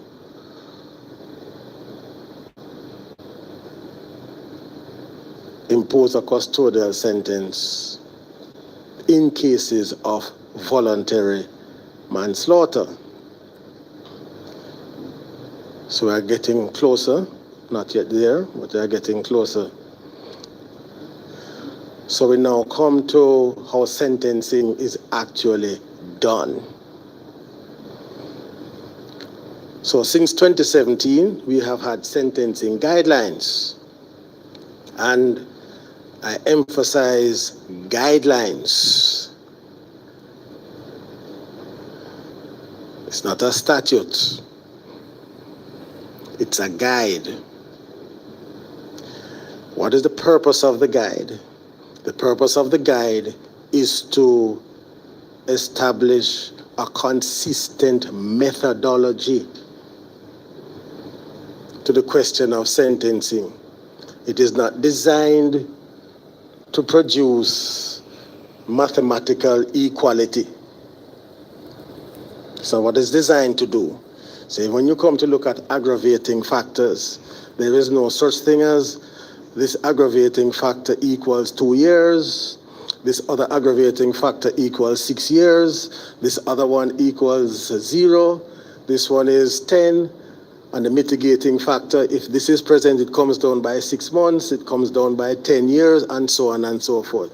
It is designed to guide the thought process of the sentencer, who should articulate how he or she went about the sentencing process. So in the event, well, firstly, the defendant would need to know why he got the sentence that he did. Let's start there. Persons who may be connected, in this case, to the deceased would need to know how did the judge get here, even if they disagree with the judge and they go outside muttering afterwards that this judge is a real fool. But they would still be clear as to the process, as to how the judge got there. And also, in the event of an appeal, the appellate court would have the advantage of seeing the thought processes of the judge to determine whether the methodology and the approach is in keeping with established principles. So we have the case of the Queen against Misha Clement, that has been the cornerstone of our sentencing practice. In that case, the late President of the Court of Appeal, the Honorable Mr. Justice Dennis Morrison, referred to the Trinidad and Tobago case of Aguilera and the state. And for those who are really interested in this, it's found at 89 West Indian Reports at page 451. And in that case, the anchor point in sentencing cases, what is the starting point? How do you get there? What principles go into establishing the starting point? So Trinidad was having the same issues that we were, some would say still are, having. And the Trinidad Court of Appeal looked at New Zealand and looked at other jurisdictions as well to deal with this question of a starting point. And after the examination was done, the Trinidad Court of Appeal decided that the starting point is defined in this way. That is the sentence considered appropriate for the particular offense of an adult offender after a contested trial. And that is the definition that I'll be using in this case to establish a starting point. Remember, it's just a start. The other thing is this, that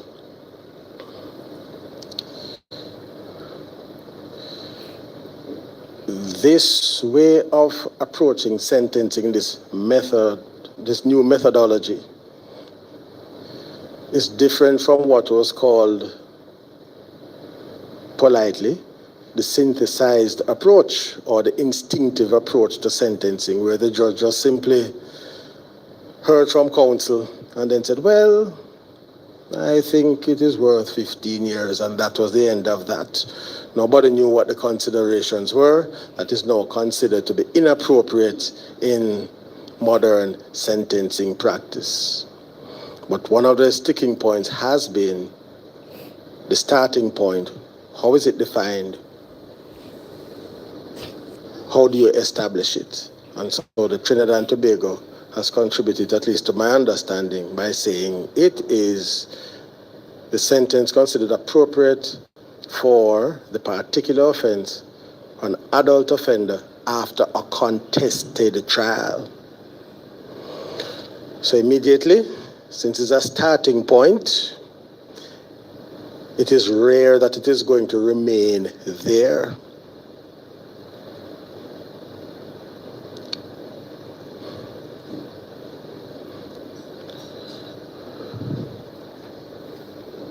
The approach of the Court of Appeal of Trinidad and Tobago, similar but not identical to that of England and Wales, and also the Cayman Islands, where they seek to establish as well a starting point. And what I'm going to do is to indicate that using the Trinidadian definition of a starting point, going to indicate now what goes into the considerations to establish the starting point. And then here I'm going to be using the terminology from the Court of Appeal of the Cayman Islands, where they use the language of harm and culpability. What do they mean by harm? It refers to the result. What happened? How bad is the result? What actually happened? It asks as well, what could have happened? And culpability looks at the blameworthiness of the offender. So was it deliberate? Was it spontaneous? Was it premeditated? Those are the things that go into establishing the starting point. Now, there is something that is also a bit more controversial, and it has to do with how firearms are looked at. And here I must recognize the contribution of my judicial counsel, Mr. Blackwin, O'Shane Blackwin, who has been very helpful in doing the research in this matter.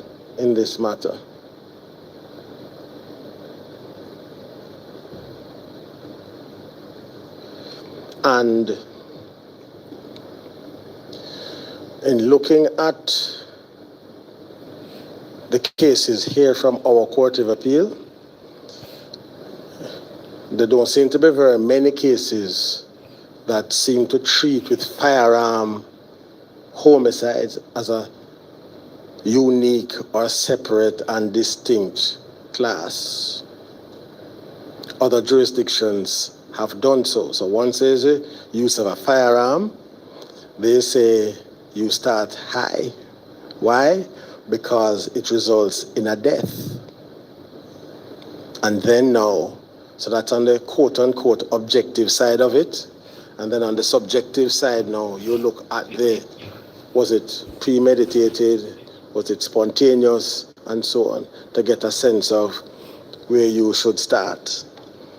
The other thing too is that the harm culpability approach refined in the Cayman Islands establishes categories.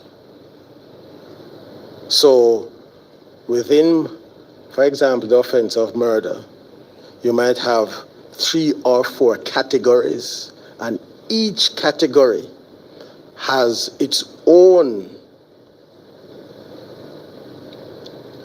band. So for the offense of murder, you may find 4 bands. Band 1, this is the range of sentencing. Band 2, this is the range of sentencing. Band 3, this is the range of sentencing. They have also done the same for manslaughter, and they have broken it down now into manslaughter by provocation, manslaughter by diminished responsibility, manslaughter arising from an unlawful and dangerous act. And within each of those categories, you have bands within them. So again, it's not a one-size-fits-all, because the idea is, while you recognize the seriousness of the offense, you also have to take into account the offender before the court to arrive at what is considered to be the appropriate sentence.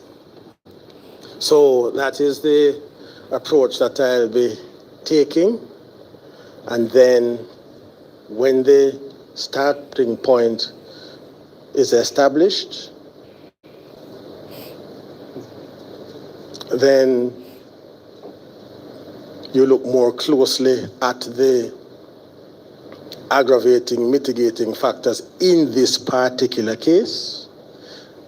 Then the next stage is to take account of things such as guilty pleas, previous behavior, good character, all of those things, and then you arrive at a final figure. So that's really the methodology.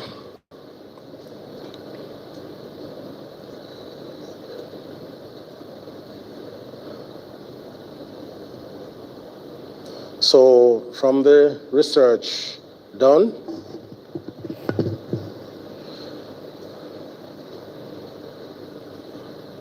in Trinidad, as here, the maximum penalty for manslaughter is life imprisonment. One of the principles of sentencing is that maximum penalties are reserved for the worst of the worst, however defined. Some person may be wondering, well, how do you ever get there? Well, it's on a case-by-case basis. Some people are annoyed with that definition or approach, but there it is. So it is reserved for the worst of the worst. And the Court of Appeal of Trinidad and Tobago reminded us that even if the judge thinks that the penalties are low, the judge can't take it upon himself to say, well, in light of these low penalties, I am going to use the maximum as a starting point, because that is not the way it is to be done. So it is going to be very, very rare that the starting point is the maximum penalty in a manslaughter case. Notwithstanding that, the Court of Appeal in Trinidad and Tobago, they seem to operate in the range of 15 to 25 years for serious manslaughter. With regard to firearms, they give that special emphasis because, in their view, firearms are inherently lethal and create significant risk to the public. And accordingly, offenses involving firearms in the Republic of Trinidad and Tobago are routinely placed towards the upper end of the manslaughter spectrum. And one case, Puran and the state, the court went as far as saying that where a firearm is deliberately discharged, substantial custodial sentences are justified, notwithstanding the presence of mitigating factors such as provocation or good character.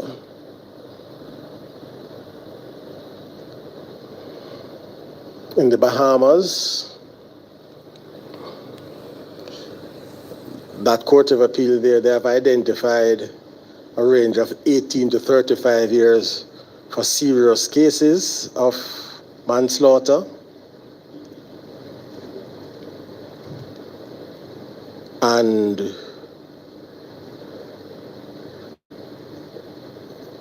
they are of the view that manslaughter cases involving the use of a firearm should be to the upper end of the manslaughter spectrum.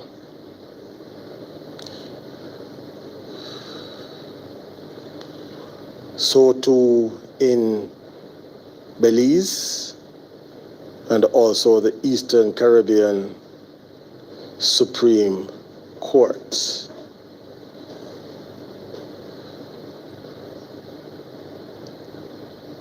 So the sentencing methodologies are identical across those jurisdictions, but what seems to unite them is that firearm offenses are treated seriously and it elevates the starting point.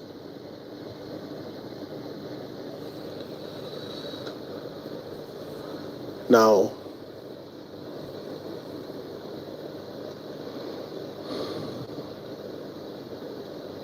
so I'm saying all of this to say that I'm not of the view that we're in Jamaica where we say that the range is from 3 to 15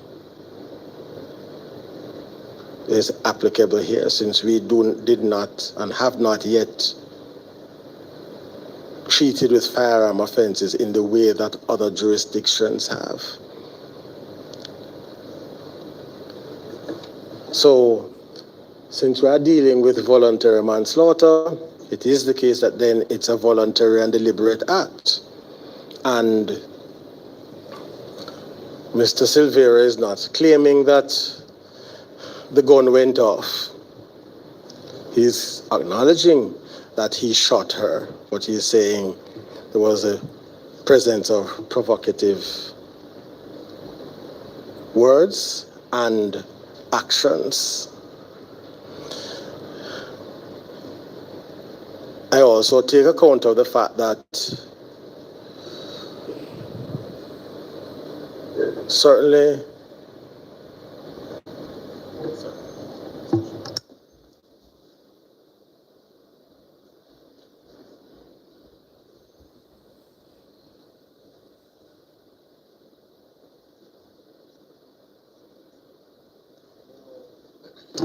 Okay, we're going to pause a moment here, and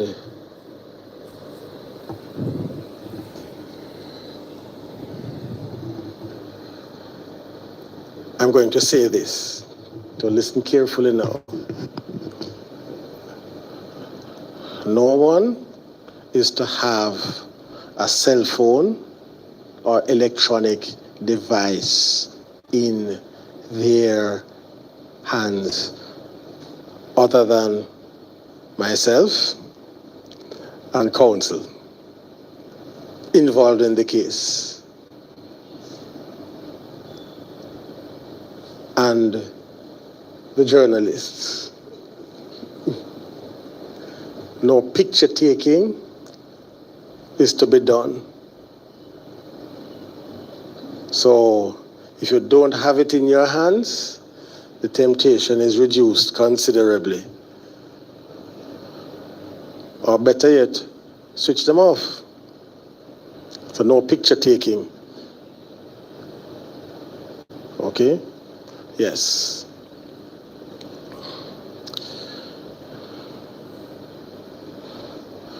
So, as I was saying, that our approach, as in Jamaica, has not yet gotten to the point of Aguilera, what they've done in the Cayman Islands and so on. But nonetheless, let us make a start.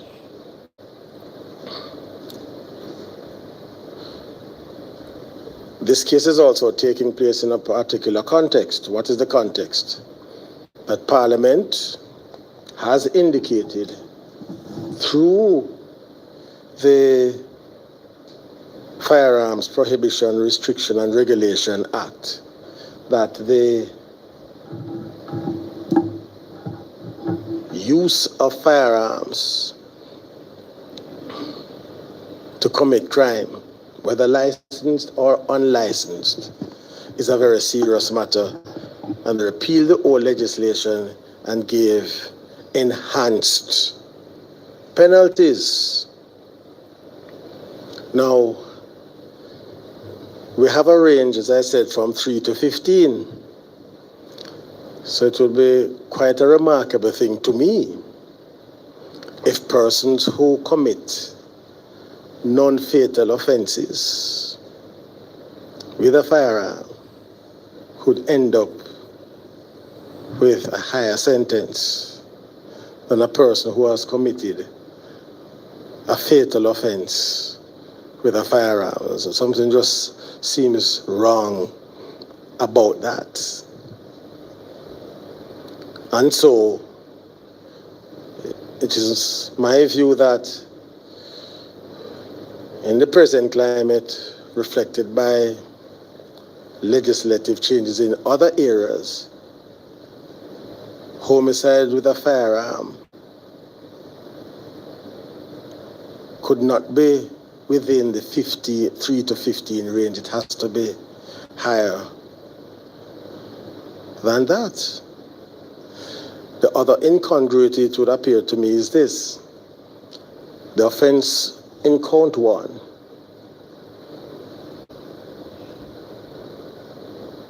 charges the offense of using a firearm to commit a felony. Now, murder and manslaughter are not the only felonies that exist. Robberies are felonies. So again, you'd have the incongruous situation where a man who commits a firearm offense, in this case robbery, he may end up a longer time in prison because of the mandatory minimum, a longer time in prison than a person who has taken a life.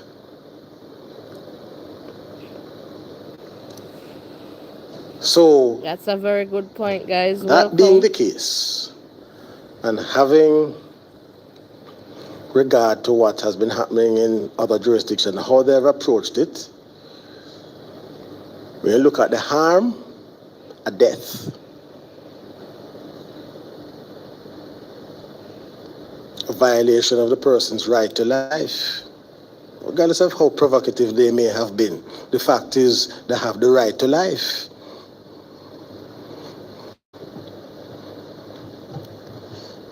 And even persons on death row have the right to life. That is why the sentence is pronounced as to suffer death in the manner prescribed by law. So you can't have somebody running off the street and going on to death row and say, well, look here, man. Since you have been sentenced to death already, I'm going to save the hangman some trouble, and I'm going to kill you myself. So that wouldn't be death in the manner prescribed by law. So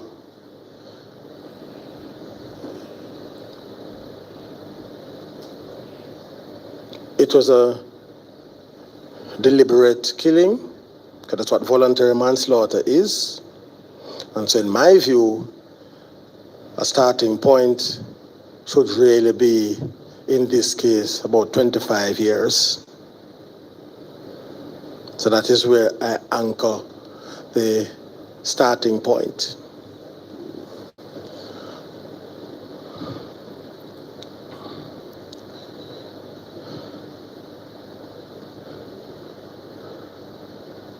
That is in respect of count 2.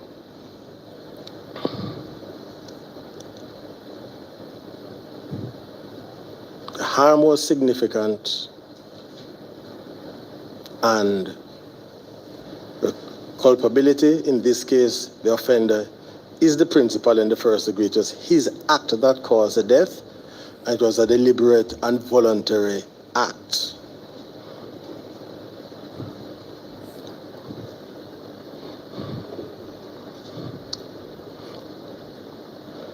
And that is also in the context of the movement to raise the levels of sentencing applicable to murder. So in my view, there should be a clear distinction between manslaughter and murder and wounding with intent. Yes, a very serious wounding with intent will maybe overlap with lower culpability manslaughter. A manslaughter sentence at the higher end may overlap a little bit with the lower end for murder, but nonetheless, the distinction between the offenses should be maintained, and offenses that involve a homicide should always be regarded as a class apart from any other sentence, if for no other reason that the victim's, the deceased's right to life has been violated in a fundamental way, and it is an irreversible state of affairs.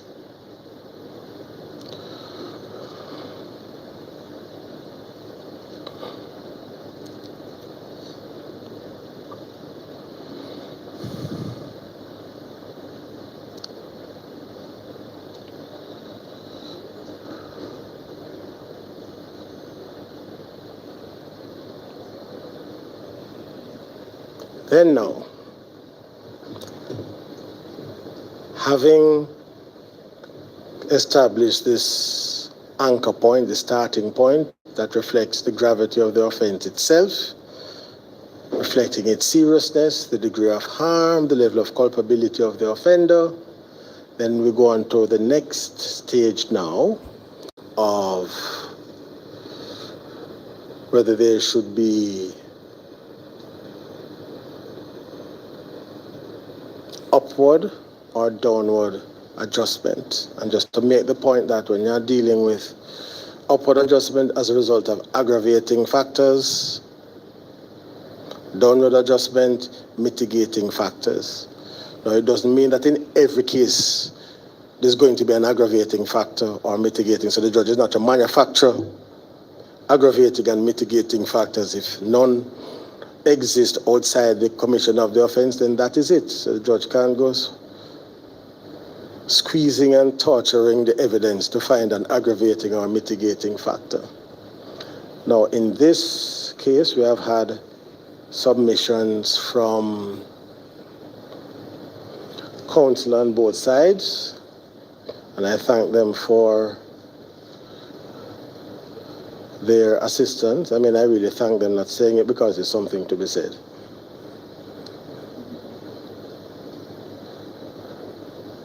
So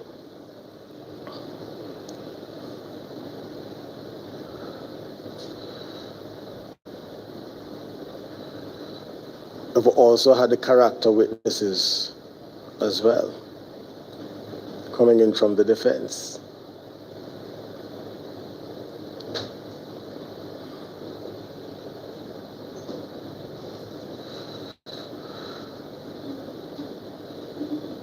The Crown is emphasizing these factors that it says are aggravating factors. That is, Mr. Silvera would have known what happened.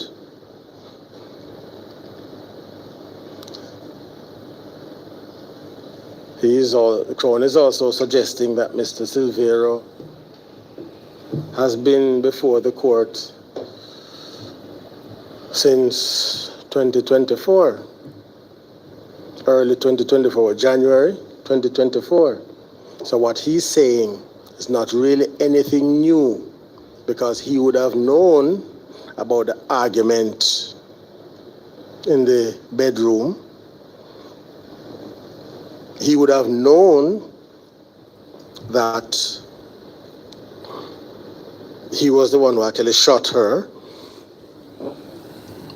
He would have known that she was either dead or dying when he left. And there is no evidence that he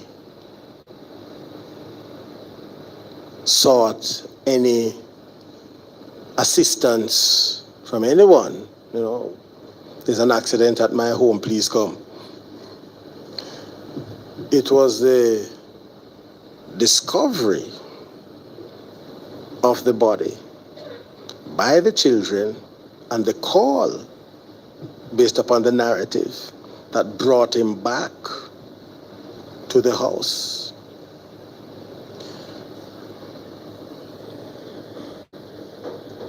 So the Crown's position seems to be that he should not receive any discount because of the guilty plea, or very little because of the timing.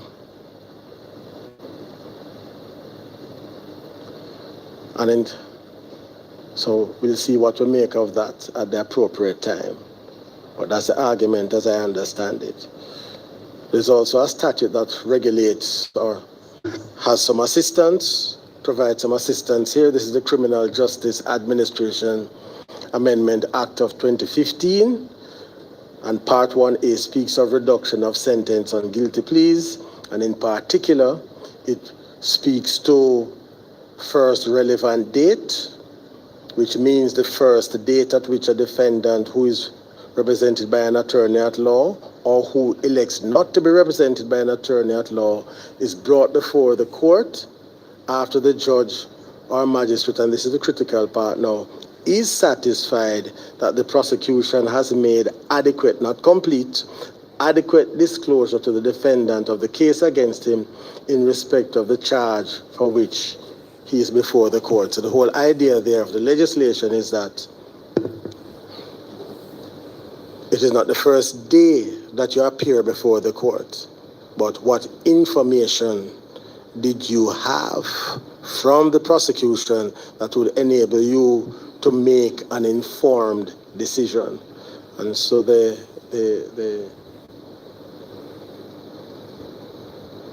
prosecution's argument is that disclosure was made in early January.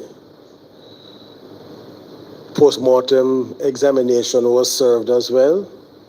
So they are saying, separate and apart from what he knew, he also had information that outlined that it was his firearm that caused death of this person.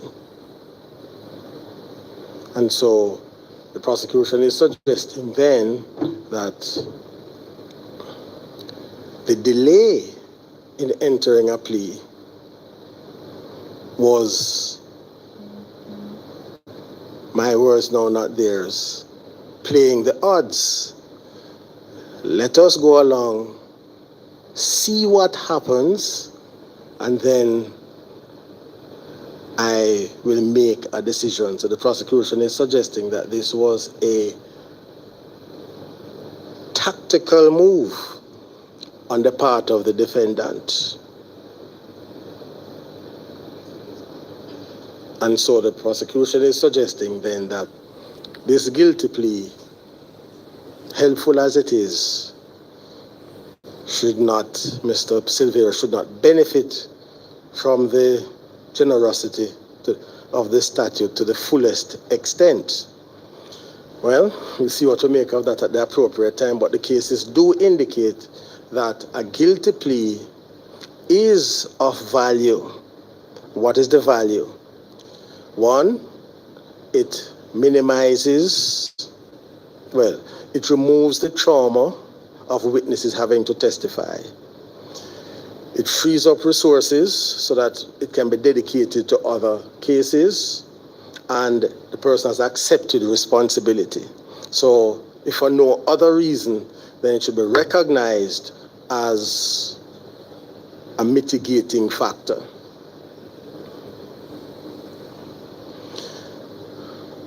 So we have to weigh all of that.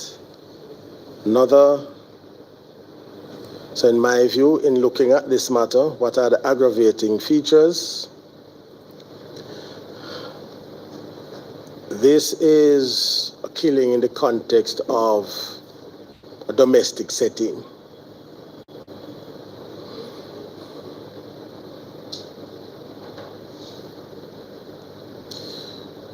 Mrs. Silveira was in her house. It is a place that she was entitled to feel that she could be safe, or at least not shot and killed.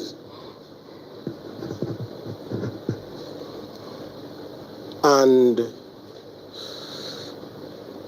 the children have been deprived of a mother.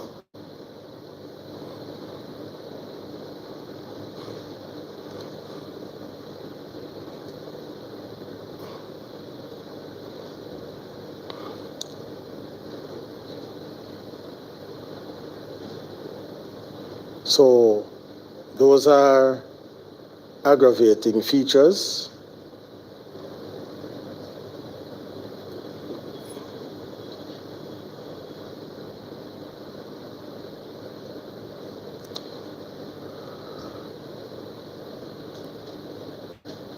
Another, to me, aggravating feature, because the narrative of the Crown didn't indicate whether death was instantaneous or she was alive for some time. It wasn't clear on the narrative. But it means that if she didn't die immediately, then she would have been left there to succumb to her injuries.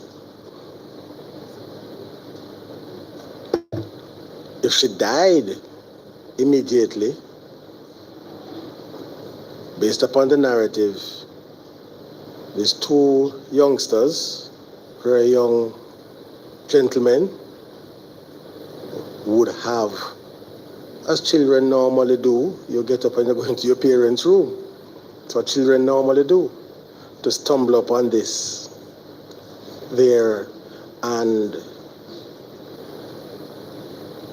leaving the children to make that discovery with no support. There's no evidence that any other adult was at the property. And so they did what children do, you call the other parent. And then, when he came, pretending that he was just as surprised as anyone else about the death of Mrs. Silvera.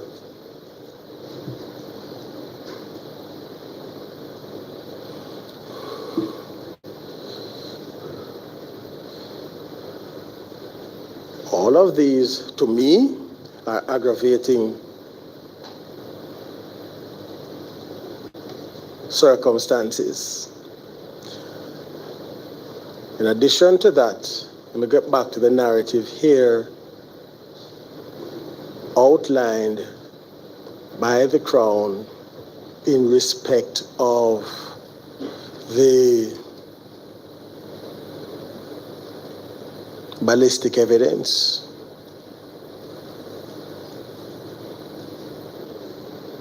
Because it was the ballistic evidence that anchored Mr. Silvera to the crime. There is no report that the firearm was missing. No report that it was mislaid. No report that it was stolen.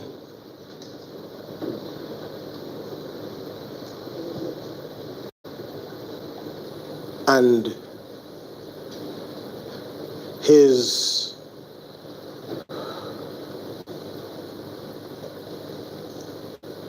initial response to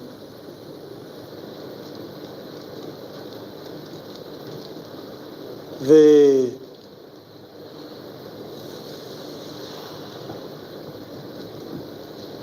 police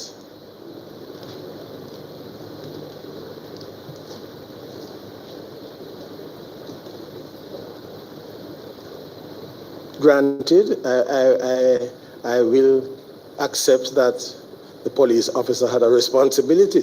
You can't be there being taken in by all of this. You go and you see a body. As a police officer, you're not a pathologist, but at the very least, you should be saying, don't touch the body. Call the crime scene persons. Let us see what happened here. So I wouldn't expect the police officer to be going over there pretending as if he's a forensic pathologist. But the police officer, being, I suppose, misguided sympathy here, was being taken in by the act of Mr. Silvera,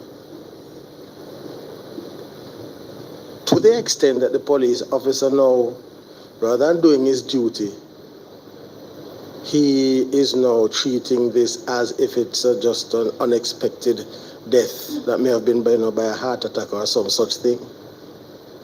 And during that, Mr. Silvera would have known that he was the person who was responsible for her death. The post-mortem says she got 3 gunshot injuries.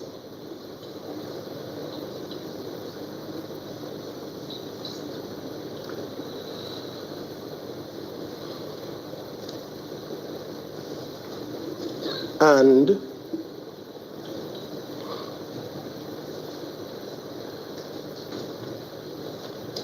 he was even telling the police officer that as far as he knew, she had no known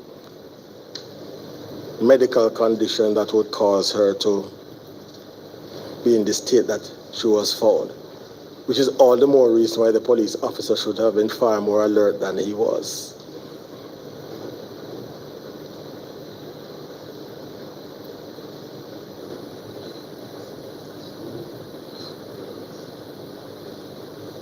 And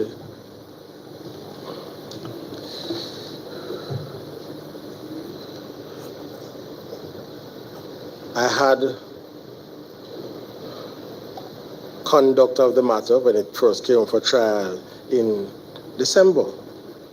February. And I will never say that a defendant cannot exercise his right to have the prosecution case tested. I have no difficulty with that. I have no difficulty with seeking your own forensic services.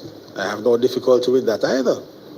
But the fact of the matter is that when the matter came up, the defendant wanted his own forensic person, and that's fine. But it's in a context where you knew what happened. You knew. And when the forensic legal professional privilege, I won't get into that, but the fact of the matter is that it seems to me that the effort here was directed to see if there was some room to maneuver regarding the ballistic evidence, because that was the anchor of the prosecution case.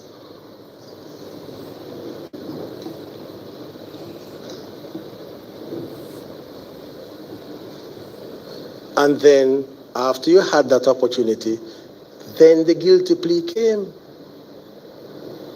So in other words, from December 2023, right up to February 2026, it was a state of denial, non-acceptance of responsibility. So that is going to inform how I view the plea of guilty. Context matters. So yes, you have accepted responsibility, but it seems to me that the acceptance came because of the quality of the work done by the Jamaican ballistic experts. And what is the expert saying? The expert is saying two things. One level of marking, you get the firearm category. Two, next level of marking, I keep using the word marking, matching, you get the specific firearm. And he's suggesting that what he saw in the barrel was not the result of the natural processes of corrosion and so on, but a deliberate effort. And he's also suggesting that the impact would be that bullets fired after the interference may be different in its markings and so on to facilitate identification, different from markings before the gun was fired. In other words, we can't be sure. So that's how I come to it. And September 29, 2023 is a significant date. It shows the value of proper processes.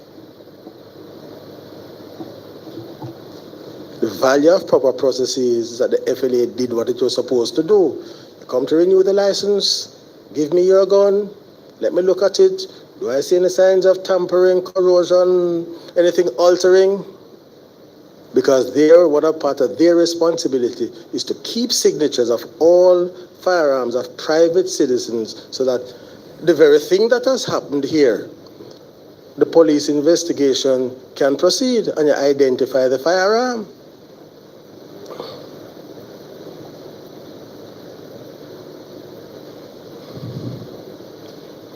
But the problem was, and here's the problem. The problem was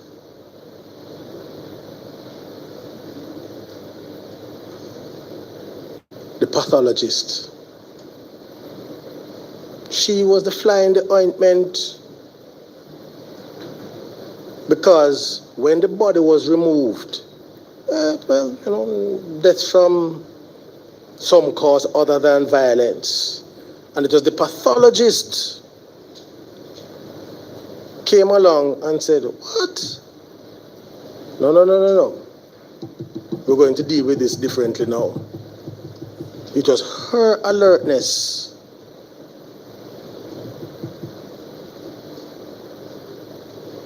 And based upon all the evidence, but for her alertness and professionalism, we wouldn't be here now. So that is part of the context for me. So those are the aggravating factors. Why are those latter things aggravating to me? Because it suggested an effort now to disguise, to cover up, to escape. And the science put naught to that.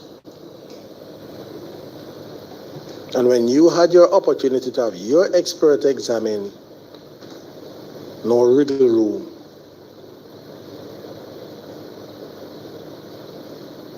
The expert, the Jamaican expert, couldn't be discredited. So we are here. Now, on the positive side now, the mitigating factors, which must be taken into account. No previous conviction, clearly. Person of good characters, King's Counsel said, you were an elected representative. Some persons may believe that that is not necessarily a mark of distinction, but nonetheless, the electors of St. Mary found that you are a worthy person to represent, and that must be taken into account. There's no doubt about that. The evidence of your character witnesses, because as I've always said, if you have lived hitherto a previously good life, and when you get into difficulty, your good character cannot assist you, then what is the point? So yes, it has to be taken into account. The impact on the children, that is to say, the surviving parent will be away from the children for some time. That's a mitigating factor. The social inquiry report speaks positively about your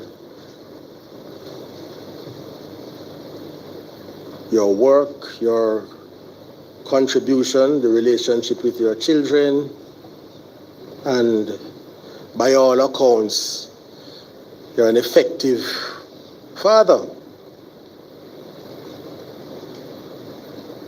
And by effective, I don't mean just like functioning like an ATM now, but presence, active involvement, all of those have to be taken into account.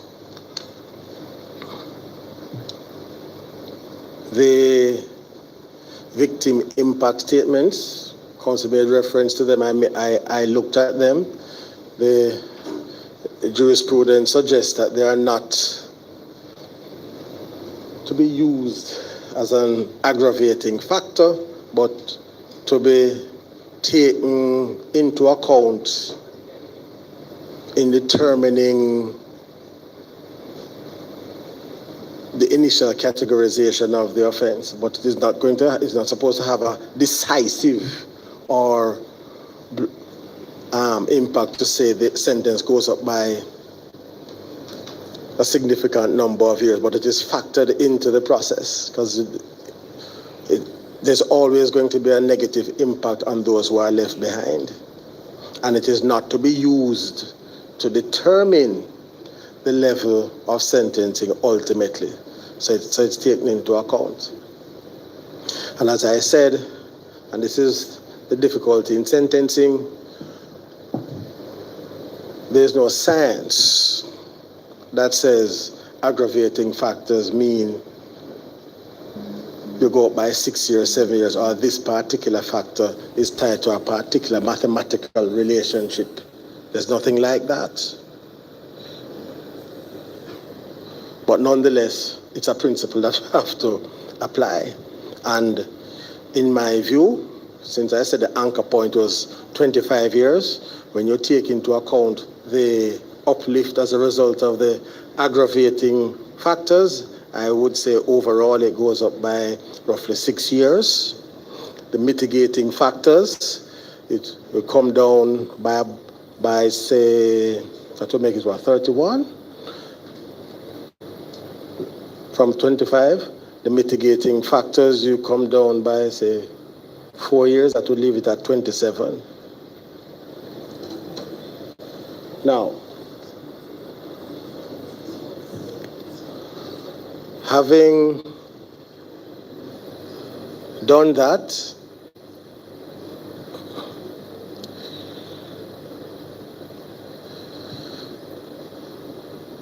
we go to the statute now, where you look at things like the guilty plea. I note the words of the prosecution, and I am not seeking to undermine the defendant's right to have counsel.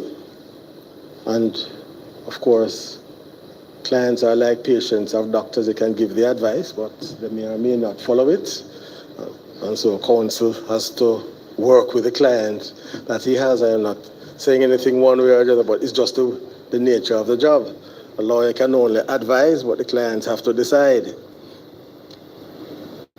And sometimes it takes a bit longer for some persons to get to that point than others.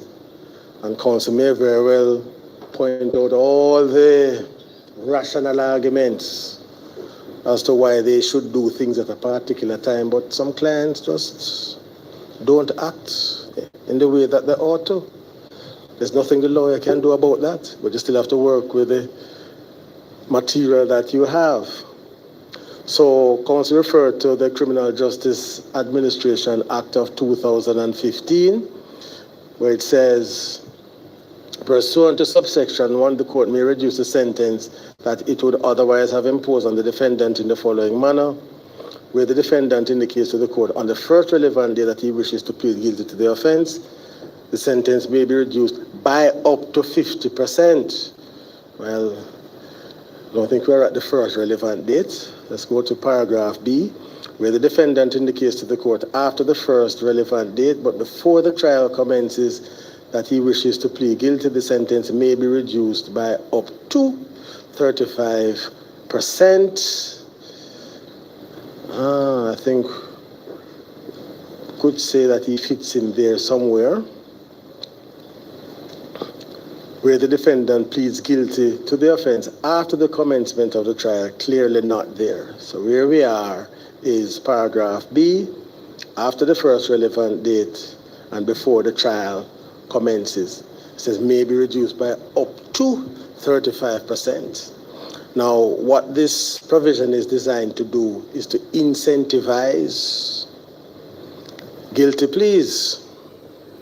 But I suspect, and this is something now for law reform and the legislation, when you have the pairing of the offenses here of manslaughter, which the judge has more this discretion there, with using a firearm, which is a mandatory minimum, then you wonder how does a defendant get the benefit of this? It's because if you plead guilty at the earth date, it's a minimum of 20 years, and if you plead 12 months later, it's still a minimum of 20 years. So that has to be taken into account as well, because there's really no benefit, really, for entering an early plea where you have a mandatory minimum of 20 years. So maybe the legislation should say something like If he indicates on the first relevant date that he wishes to plead guilty, then notwithstanding the existence of a mandatory minimum, then the court can go below the minimum, because what you want to do is to incentivize persons to enter pleas rather than make it virtually pointless to enter a plea, since you're going to end up at more or less the same place, whether you go through a trial or you enter a plea. So I can understand those considerations. But nonetheless, he entered a plea, and it is of value. And I've indicated what that value is.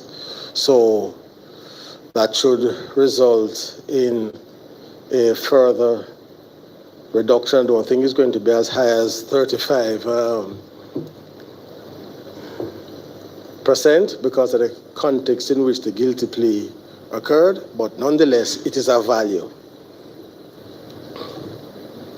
So, and in this particular case, had it gone to trial, quite likely the crowd have had to call the children to give the evidence, and so that spared them the difficulty there, which is something that inures to his benefit. So, again, there is no precise mathematics here, but in the context of this case, I think that that is worth a further reduction of 4 years. That takes us down to 23. Not going to get into the percentage, but we're certainly not 35%. So that takes us now down to 23. This is in respect of count 2.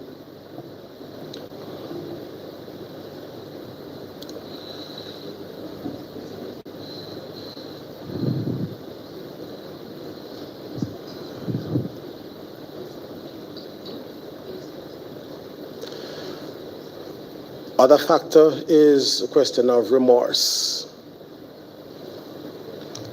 It's one of those intangibles where, is the guilty plea a reflection of remorse, or is it a tactical consideration? Well, I have indicated my position on that, and it seems to have been a tactical consideration rather than remorse. Though I acknowledge that he said in the social inquiry report that he's remorseful and all of those things, but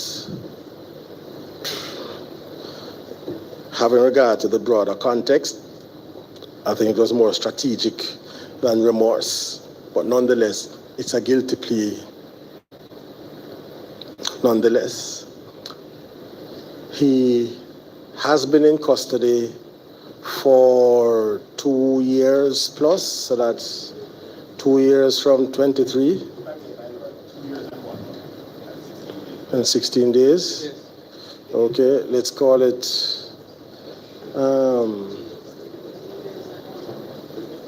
20 is what, 25, 26 months.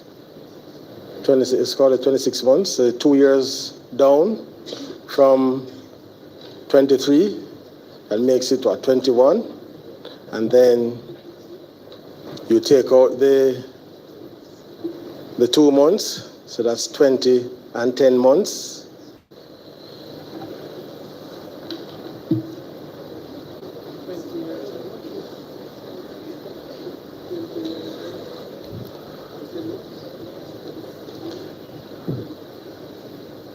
And I'm just checking to see if there's anything else that I need to bear in mind in terms of mitigating factors and their impact.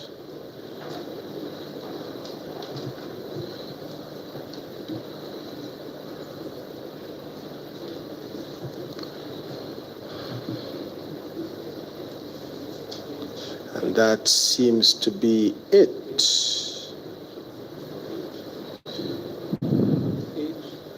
I think that is it.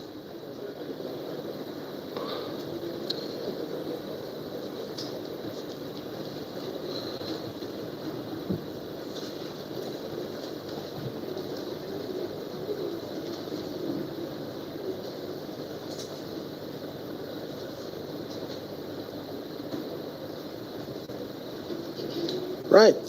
So, in terms of count 2, we are at 20 years, 10 months, and that's the time for count 2. In respect of count 1, well, I'm just a trial judge. I am not at liberty to ignore the words of the parliamentarians, and they have indicated that there is a minimum and a maximum, and they have indicated that the minimum is 20 years, maximum is 25. So again, a guilty plea is of inherent value, whether it shows remorse or not. At least that's my view. And so I can't go below what Parliament has said. I know Mr. Champagne has referred me to the decision from the Privy Council, but they are the Privy Council. So I think that it would be improper of me to do that, not because counsel is inherently wrong, but I think it is something that deserves full argument, that all the circumstances surrounding the legislation and so on, and all the relevant case law has been examined. It's very difficult to do that in the context of sentencing, and unless it's a clear authority from our Court of Appeal or the Privy Council to that effect.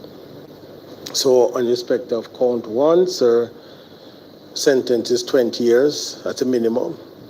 So, the other principle of sentencing is that sentences arising out of offenses arising out of the same factual circumstances are to run concurrently unless there is some good reason not to do so. There is no good reason not to do so in this case. So both offenses, sentences on both offenses, count 1 and count 2, are to run concurrently. So it's 20 years on count 1, 20 years, 10 months on count 2. And so we are now happily at the end of this process. So let me again thank Counsel for the Crown and Counsel for the Defense for the work that they have done, and again to recognize the significant work done by my judicial counsel, who at times I gave him things to do at very short notice. I know that he was up late at night doing the research, so I thank him again. So he has enabled me to be here this morning to do this. And just to, again, a gentle reminder to the media, please do your reports in a manner that the persons, witnesses, or otherwise can be identified. Okay? So that's it then. So let's adjourn. Dan, please.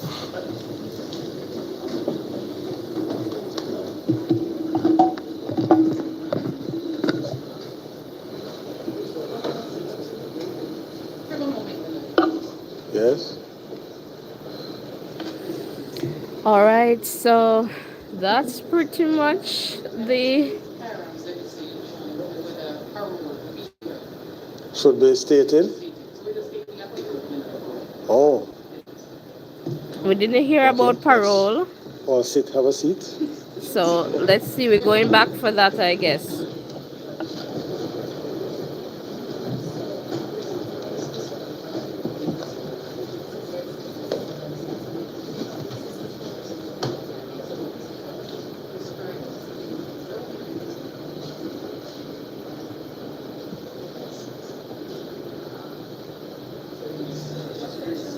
So if you're just tuning in, Yes. 20 years for the firearm charge or count, and 20 101 years and 10 months of for the manslaughter the count. new act. The sentences are to Yes. run concurrently. 101.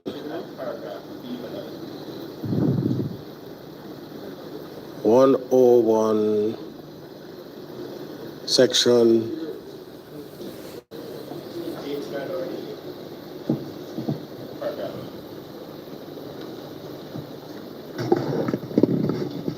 101.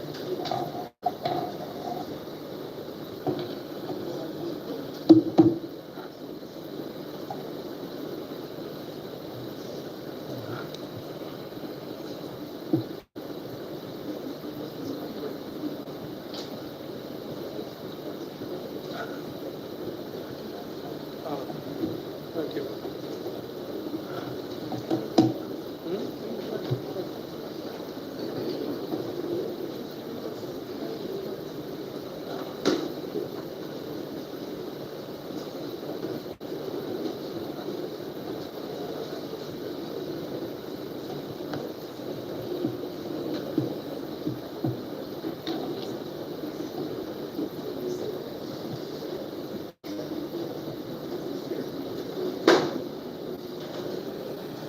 So that's the context right now.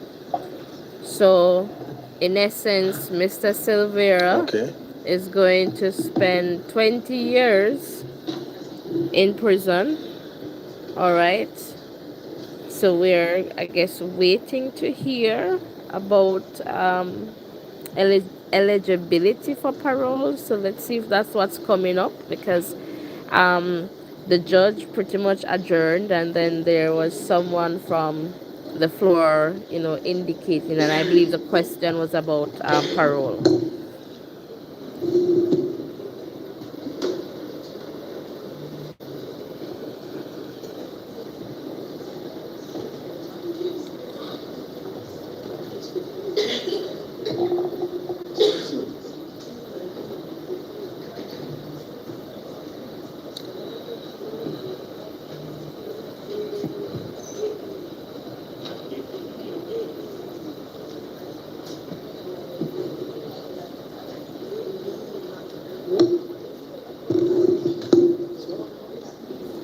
Okay. So I'm being reminded here that section 101 of the Firearms Prohibition, Restriction and Regulation Act says, among other things, 101 subsection 8 says, unless otherwise specifically provided in this act, the penalty provided for an offense against this act is life imprisonment, notwithstanding anything in the act, the court shall specify a term of not less than 15 years that the offender shall serve before being eligible for parole. Well, that doesn't apply since the sentence for 14.2 is not life. And it says the alternative now is where there's a prescribed minimum, notwithstanding anything in the Parole Act, the court shall specify a term of not less than 10 years that the offender shall serve before being eligible for parole. So I need to specify a term. Oh, well, okay. So anything on this, you have to give counsel a chance to be heard here, though. Well, my lord, given the context in which, in terms of the plea, I would invite the court to invoke the minimum, my lord. Very well.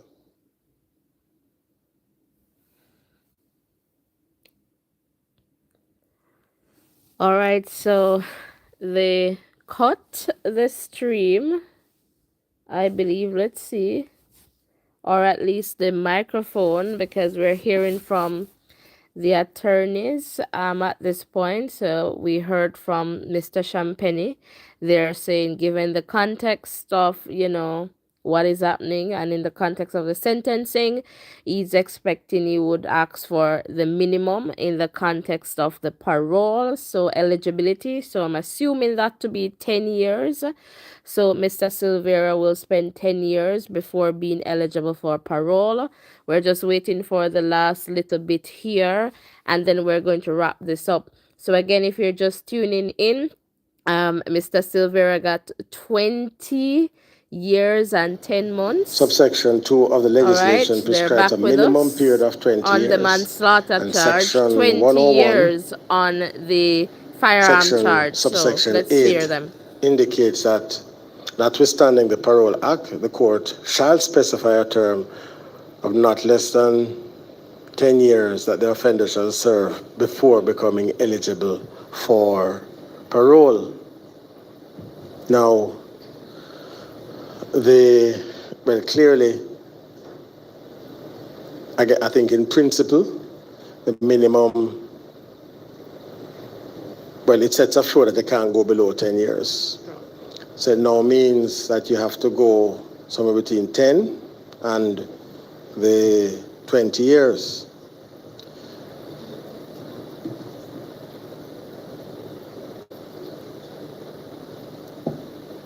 The further context is this: the purpose of parole is to